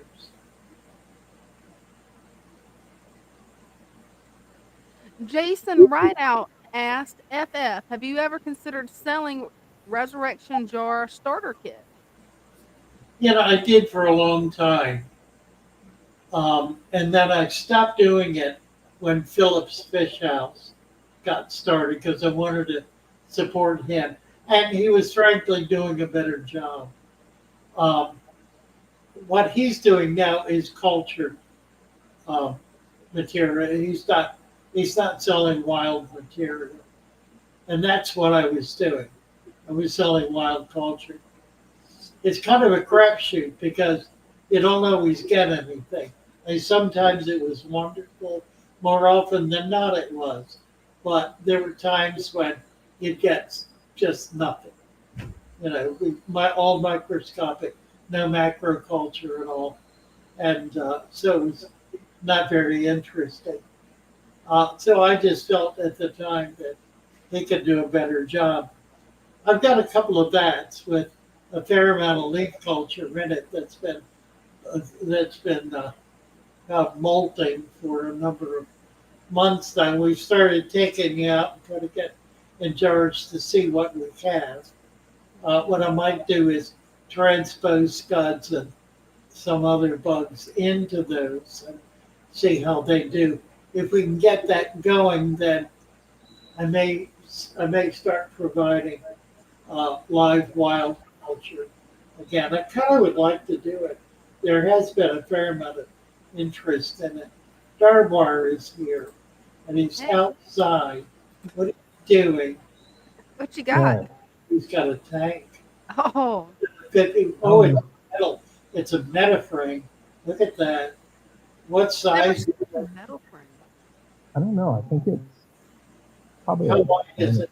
15. It's like 2 foot. Yeah, it's like 15. 15 or 20. Yeah. Oh, really? You think it's that?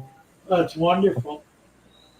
And I'm wondering, it looks like it's like textured glass on the inside. And it looks like it's double walled. Yeah, that's a more recent version. The older ones used slate. Then they went while they were still doing aluminum framing. They finally went to tempered glass. That's I wonder if this was slate and somebody fixed it because it's got like. It's possible. It's possible that you know what, that was they replaced. Yeah. That's not original. And it's got like dirt and stuff in here, so I'm wondering if somebody just had it being I used think as like it's been that. reworked. Yeah, that's Yeah. not original. It's a nice Okay. job though. Yeah, I It's think they were using it. Yeah, it's stippled glass. It's not tempered. It's strong, Yeah, but so it's not tempered. It's not very tall. I would trust it. you would. I would not put it in my living room, but I would trust it to hold Yeah, 'cause it water. looks like it has I weight like there. it. Yeah, it's a great tank. The metal all looks pretty good. Yeah, it looks like somebody was using it for like some sort of Yeah. road or Clean, something. actually. Yeah, nice. Those are such great tanks. I had a large collection of them that I had to leave behind. I kept a few small ones that are kind of Well, beat up. this is a thrift That store. one's very small. That's just a paint. You can scrape that off with a razor blade. Yeah. I was curious Nice. about the bottom because it doesn't look like it's fishy, but I wouldn't worry about it.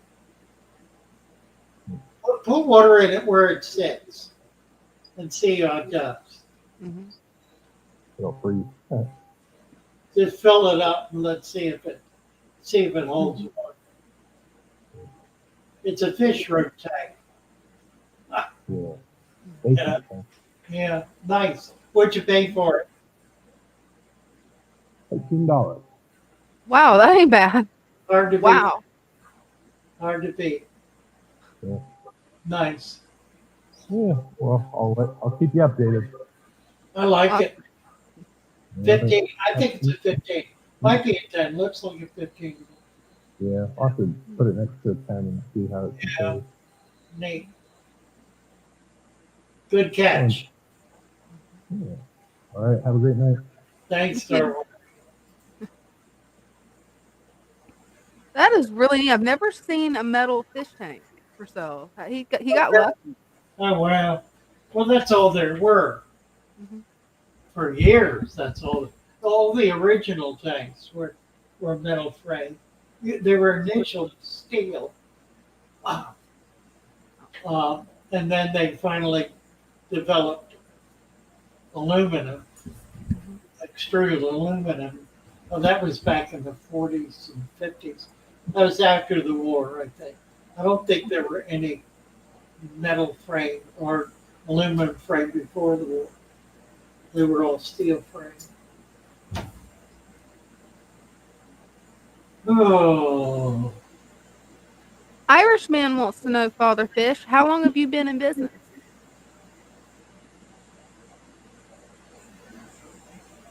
about 30 years. I've had other kinds, you mean fish business about 30 years, since about 1995. And been in every aspect of it. For a long time, I worked at a couple of farms, fish farms. That was fun. Um, Bet that was. then I repped for farms and repped for wholesalers. So I would be on the phone all day talking to shops, trying to get them to buy fish. Did that for a while. And then I started selling fish on Aquabid and did pretty well. I actually made a living doing that. I supported myself doing that. And then I went into a shop. I got a shop, got that going, did that for almost 20 years. And then came back to Maryland and started selling plants online. And this shop is kind of an expansion, an extension of that. So it's kind of all of the piece, really. We have an article coming out in magazine in May, I believe, that will have the story in some detail. So that'll be kind of nice. Do those bubbles do the same thing as people that use CO2 injection? No. Um, well, the CO2 injection is a very, very fine stream of bubbles that dissolve in the water. The bubbles coming up out of the dirt are big bubbles that are just kind of blowing through. They'll release a little bit, but it won't be much. But the thing to understand is that they're coming from the substrate where they're being created. So the substrate is manufacturing CO2, and it's doing it in vastly larger quantities than any kind of synthetic device possibly could. And more importantly, it's delivering the CO2 at the root of the plants. So the plants are able to take it up right at the root, which means you don't have that CO2 in the water column. What is there is being absorbed by the plants from the fish. The fish's CO2 and the waste producing CO2 is being absorbed by the plants. So the plants are kind of getting double dose. They're getting it from the root, and they're keeping the water column pretty pure. It's one of the reasons for having substantial quantities of plant in the water in order to be able to filter that water continuously, because the water is being essentially drawn into the plant and filtered by the plant.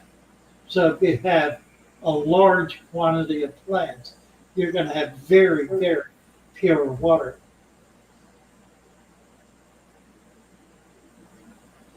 Which is why a heavily planted tank. The water in a heavily planted tank, in a swamp tank to be specific, is far more pure than the water in a chemically treated tank, Oh, which is absolutely. which is not pure at all. It's laden with chemicals. Little Giant, Jim Pie's talking about Little Giant. Long gone. The Little Giant air pump. It one of the things, it was called Silent Giant because it was a canister kind of device that had a little vibrator pump in it that produced air on a diaphragm, and the whole thing was surrounded with sand, and the sand is what made it silent. So it was kind of gimmicky. It was nothing real fancy. It was the same thing. They just they just packed it in sand and sealed it with this oval kind of container and called it a silent giant. Very, very gimmicky. Yeah. Cowgirl at Heart has a question for you. Yeah. Um, she she, she purchased some white Anubias, and they melted on her, and she's worried that they might not come back. So she's wondering if they melt in your tank, will they come back? Yeah, you plant the roots. Mhm. Just plant the roots. If the roots are white and healthy, then it will continue to grow. But it spends all of its energy initially growing the root system. So it may be months before it sends up a shoot. But when it does, it's going to be very sturdy. Um, so just plant the root and forget about it. It'll if it's alive, which it likely is, it'll eventually start growing, and it'll be a very healthy, strong plant. Discus are almost completely sold out. I don't think I've got more than two or three left. We got 20 or so, and they're pretty well gone. So we need to get over and get some. We're going to try to do that this week. See if we can That'd be good. get out and get some more discus this week. Do I do deep substrate in the pond? I do not do dirt in the pond. And I don't do dirt in any ponds. The reason I don't is because there is no need to. Because the pond creates dirt. It creates huge volumes of dirt, particularly outdoor ponds. An indoor pond certainly different. It's not going to have wind blowing over it, blowing leaves into it, and all this stuff. But you'd be amazed how much this pond catches, because everything that comes out of any of the tanks gets tossed in the pond. There We you go. we spent much of Friday cleaning it out. We were trying to catch a couple of fish that were hard to catch. We had some rope fish in there, and we finally got them out. But in the process, we got all the floaters out, all the plants, just kind of tore the thing down, and then replanted it, and did not put the floaters back. And it looks a lot nicer. You can see the fish, and it's just better. That's Um, looking great. I do not put dirt in because in an outdoor pond, there's absolutely no need to. You put 4 to 6 inches of sand in the bottom, a deep sand layer, and then just let it go. Normally, ponds have to be cleaned out because they get full of leaves. But by doing it that way, you don't clean it out because all of that material percolates down into the sand, and it's contained there and creates a nutritional foundation.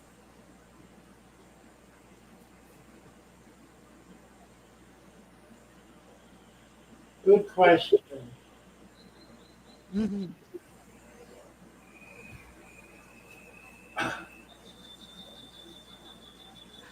Olympus has a question.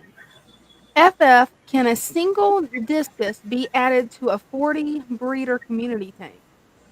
Oh, of course. Absolutely. Discus don't need to be groups. They can be single fish. Um, I think with any fish, they tend to do better in small groups or large groups, but they tend to do better with other members of their species. That's not 100% of the case, and it's not requisite. There are certainly many fish that are grown up as single species fish with or without other fish.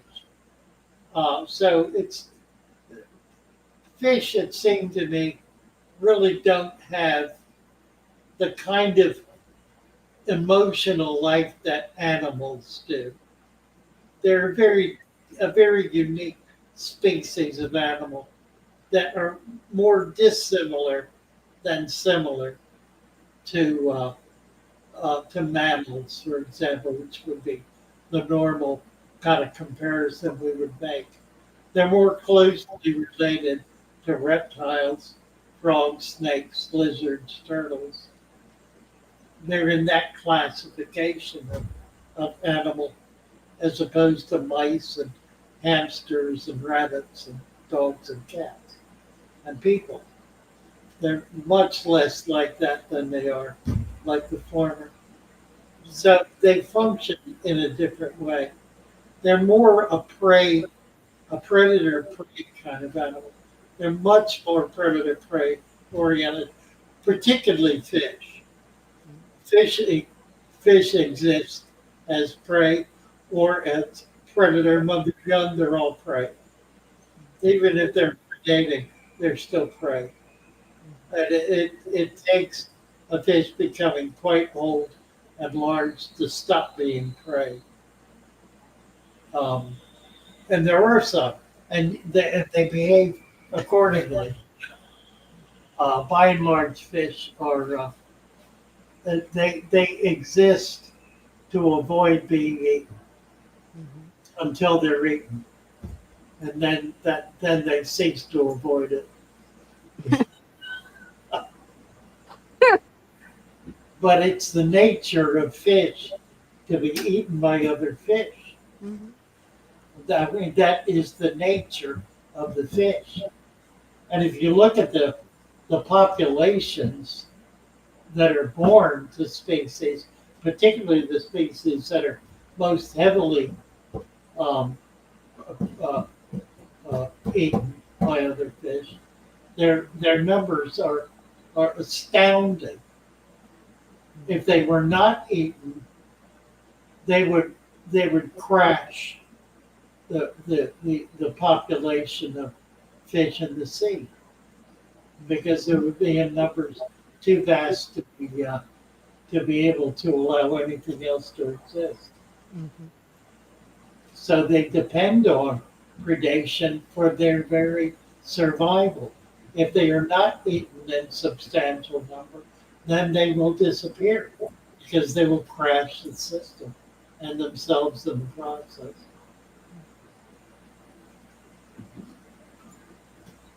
So think about that.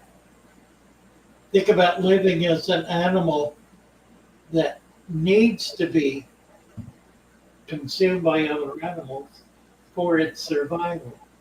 We have nothing comparable to that in our experience. Mm-hmm. It's not something that we can even really consider. And to imagine it would be to imagine something so horrible that it becomes deeply, profoundly frightening. That's the nature of fish. Now, if you transpose that emotional package onto the fish, you've got a highly neurotic animal. I don't believe fish are neurotic. I don't believe they live in fear. I think I think they deal with the shadows in life by avoiding them or hiding in them. Um, and they're on the prowl for food all the time and are alert to their environment. Notice what happens when you put a very small fish in a very big tank. It will do one or two things. It will either hover in a corner or it will dart around, dashing and darting, looking for a secure place to hide. Small fish need to hide. Putting a tiny fish in a big tank is not doing it any kind of service. It's not being kind at all. It's really a form of cruelty. So, the very people who want to put vets in 20-gallon tanks are practicing animal cruelty. They honestly are, unwittingly, out of the goodness of their hearts, because they think it's freeing the animal somehow. But that animal isn't desirous of large open spaces. It hates large open spaces. It prefers tiny little quiet spaces that are very sheltered, where it can be secure. Makes So, sense.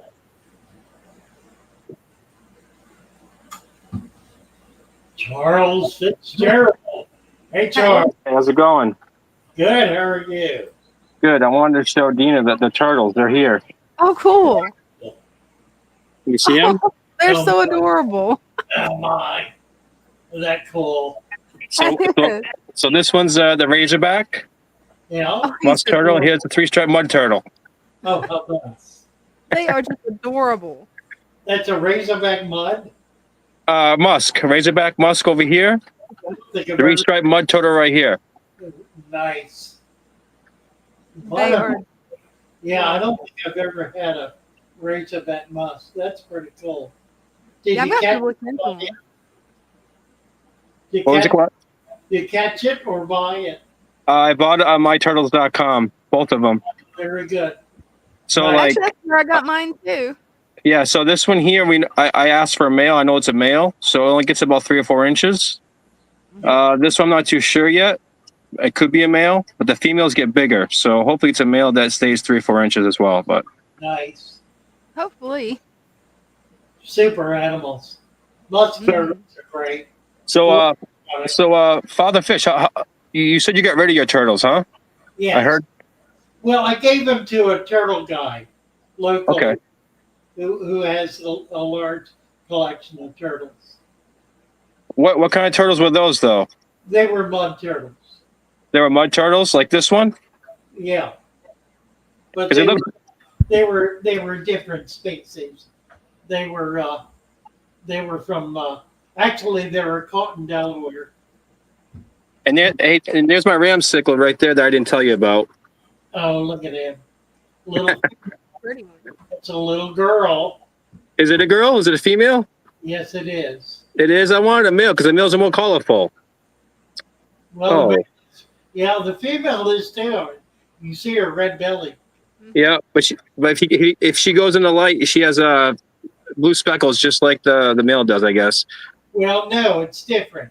The blue speckles on the female are inside the black dot. Okay. In the males, they surround it. Right. Okay. All right. Cool. In male, he's got more blue on him. Can I show you a couple more tanks again? Sure. Okay. You already saw this one. Yeah, the last time. Right.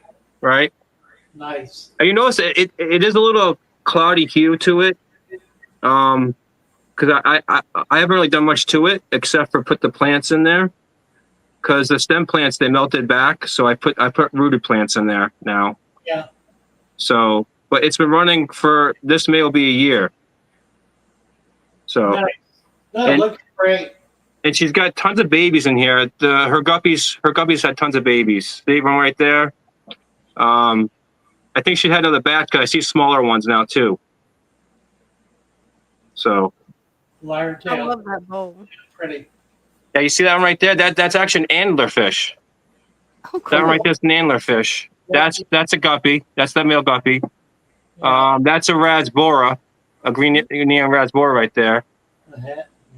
Yeah. Yeah, so this one has the soil mixture, the proper with the Father Fish supplement, and it has Congo sand on top to cap it. I like it. Great bowl. Isn't it?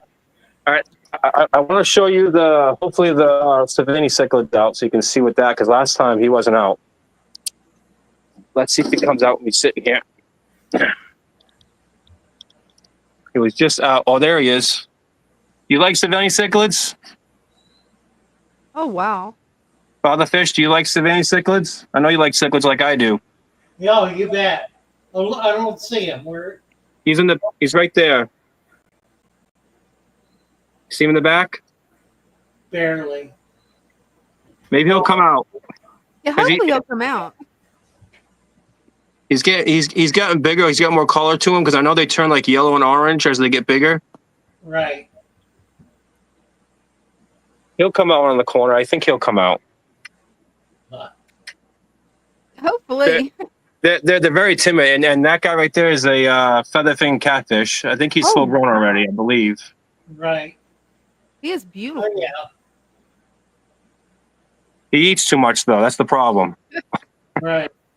Oh, here he is. Can you see him now? Oh, the glare's covering him. Show him from the side. Can you Yeah. get the camera around to the other side? Like that? No, the side of the tank. Oh. Well, the other side, I don't usually clean it because I have Oh, he darted away. yeah. So I scared him. Yeah. Nice. Mm-hmm. Yeah, Yeah. I really like dwarf cichlids. I do too. I like the ram cichlids. I like the pistogrammas, and I like the crevenza cichlids. We just That's got cool. 3 species of apistos in, so really excited Nice. about that. Yeah. Which one's the McMasterized or a different breed? McMaster, I was one. Yeah. Triple Red was another. Yeah. I don't remember what the other one was.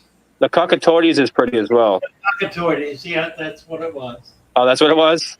Yeah. All right, here he is. Hold on. He's coming out. Oh, awesome. Can you guys see him? Yes. Mm-hmm. He's not full grown yet. He gets about 8 inches or so. Oh, I But- can't wait but to you see see- when he gets grown. What is that? What is what? What kind of fish is that? Oh, that's the Savini cichlid I was telling you about. Salvini. Okay. Gotcha. It's still juvenile, so he gets about 8 inches. Yeah, I ordered some Salvini. They got scratched. Mm. Oh, they died? No, they just didn't ship. Oh, they didn't ship. Okay. I've been looking for them a long time, and finally I found a Pecco shop who had them, and I grabbed them. So I don't see them very often in pet stores for some reason. Right. It's not a common fish for No. shops. I will have them. It's one of those fish I want to be able to have routinely. Yeah.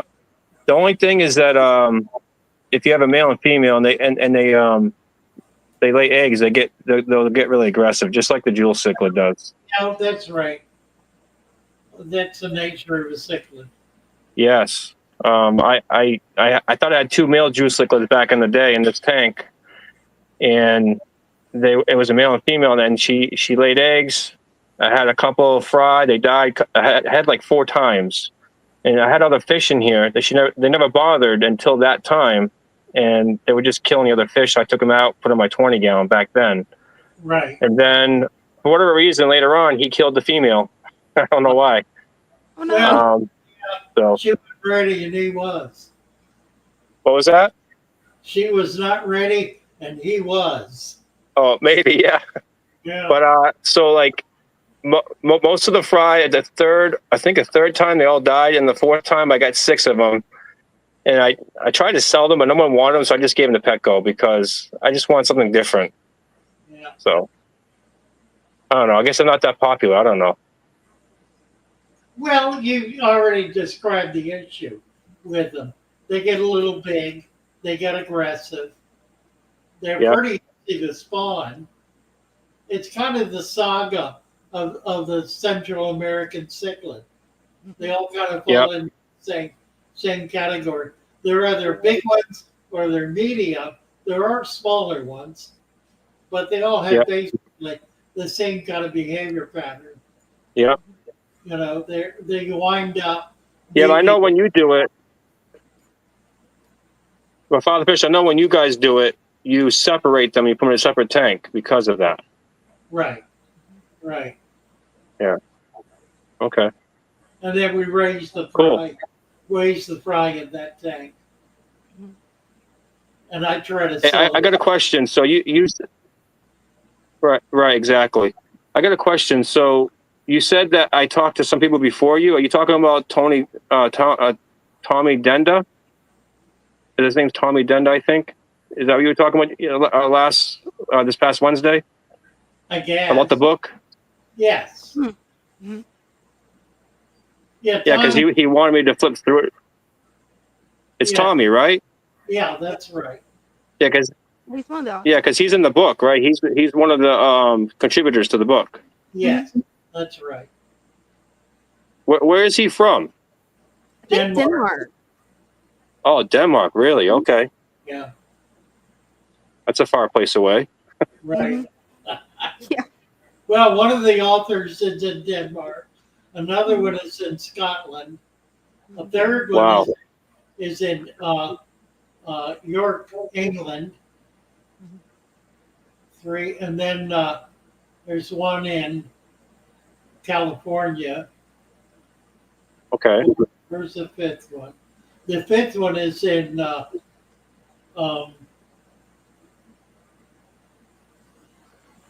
Holland, I think. Yeah, I think so. I think she's in Holland.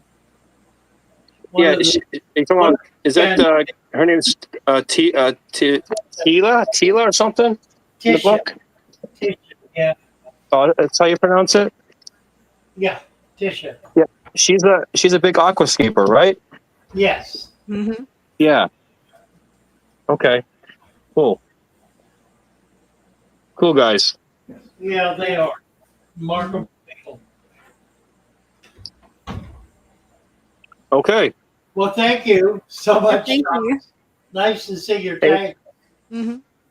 When you plan on publishing the book, you think? You saying in the next year or two? You were saying? Well, it's available as an ebook. Mm-hmm. I know. We're working on it now. We're talking to, looking at some options.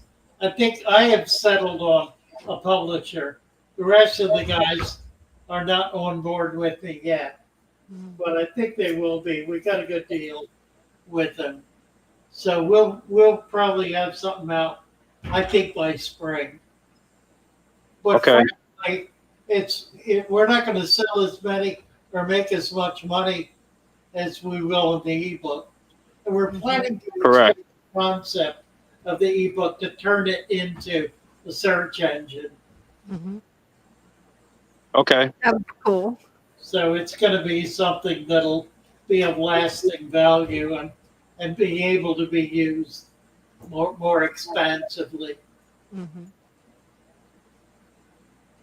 It'd be good because it would be good because I would like to see some of those chain pet stores kind of resemble that, like do some of that stuff.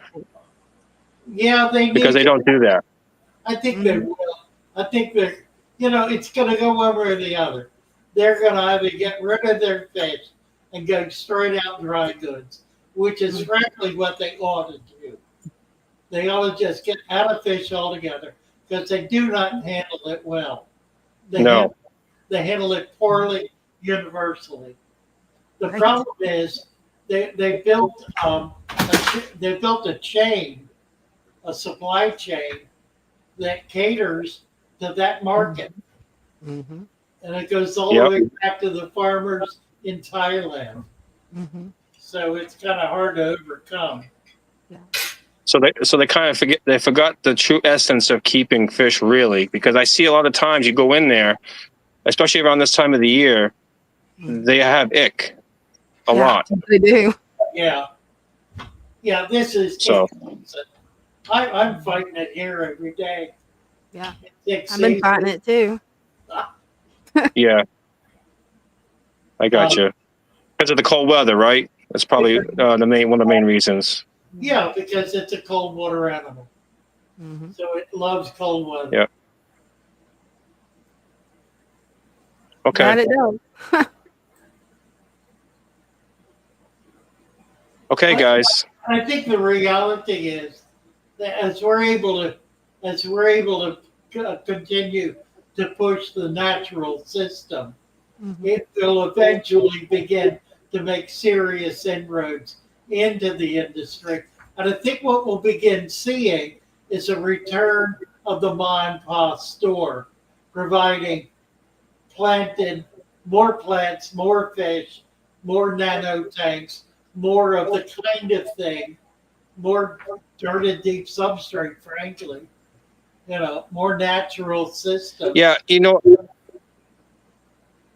because Wallstead started that first, and then you kind of changed some things to make it better. Mm-hmm. The guy named Dustin, he still doesn't do it exactly the way you do it. He does it still with gravel. I know. Dustin Fish Tanks, you know what I'm talking about? I spent hours on the phone with him going through all of that. Oh, really? He gets it, he understands it, but he doesn't want to try it. He's like everybody else. He's stuck in what he's doing. He's Right. married to his system. Right. Right. And Yeah. he's, So he and he's highly effective. He does things yeah. like He he does things with plants I can't do. has great plants, though. I got to give him that. They are amazing plants. Mm-hmm. Nobody Yeah. else has plants like he does. Nobody. It's just remarkable. I cannot buy his plants and resell them. They won't hold up for me because that'll happen. Really? Yeah, you need an outdoor system to make it work, and I don't have that. Right. He has. Oh, he has his in the greenhouses, Some of big them greenhouses. got a Yeah. lot of outdoor ponds. Yeah. And it's in Kentucky, which normally is pretty mild, but it's been rough this winter.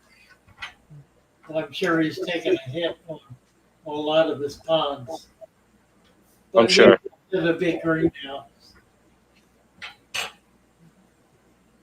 Okay, I guys. respect for Dustin. Have a nice night. You guys too. Thanks. You bet. Bye, Bye. Father Fish. Bye, Dina. Bye.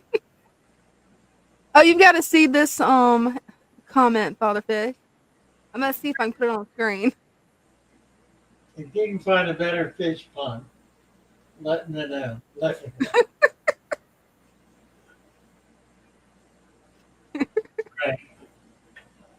That Dana caught. Thank you, Dana, for your $20 gift. It's very kind of you. Mm-hmm. Thank you, my dear. Whoop-de-doo. I think we're there. We missed I a think lot. so too. Missed a lot of stuff. What do we got? What time is it? It's 8:02. We're done. Yep. I love my little fishes as they swim about their home. I Night, love everybody. my little Good night, fishes all. as they swim about their home. When the sunlight shines upon them and their colors begin to glow, I am drawn into a world where my heart longs to go. I imagine scenes of beauty and feel the warmth of love. I love my little fishes as they swim about their home. I have traveled the world. Good night, all. Good night, everybody. They get you to back up here. Comes from watching my fishies as they swim about their home. Hope everybody has a good night. Happy and I am content. And we'll catch you on Wednesday, 6 o'clock. Eastern Standard Time. What'd you say, Father Fish? I couldn't hear you. Wednesday at 6. Yep. Wednesday at 6. Begin to glow. I am drawn into a world where my heart longs to go. I imagine scenes of beauty and feel the warmth of love. I love my little fishes as they swim about their home. Night, y'all. Love y'all. Have a good night. We'll see you on Wednesday.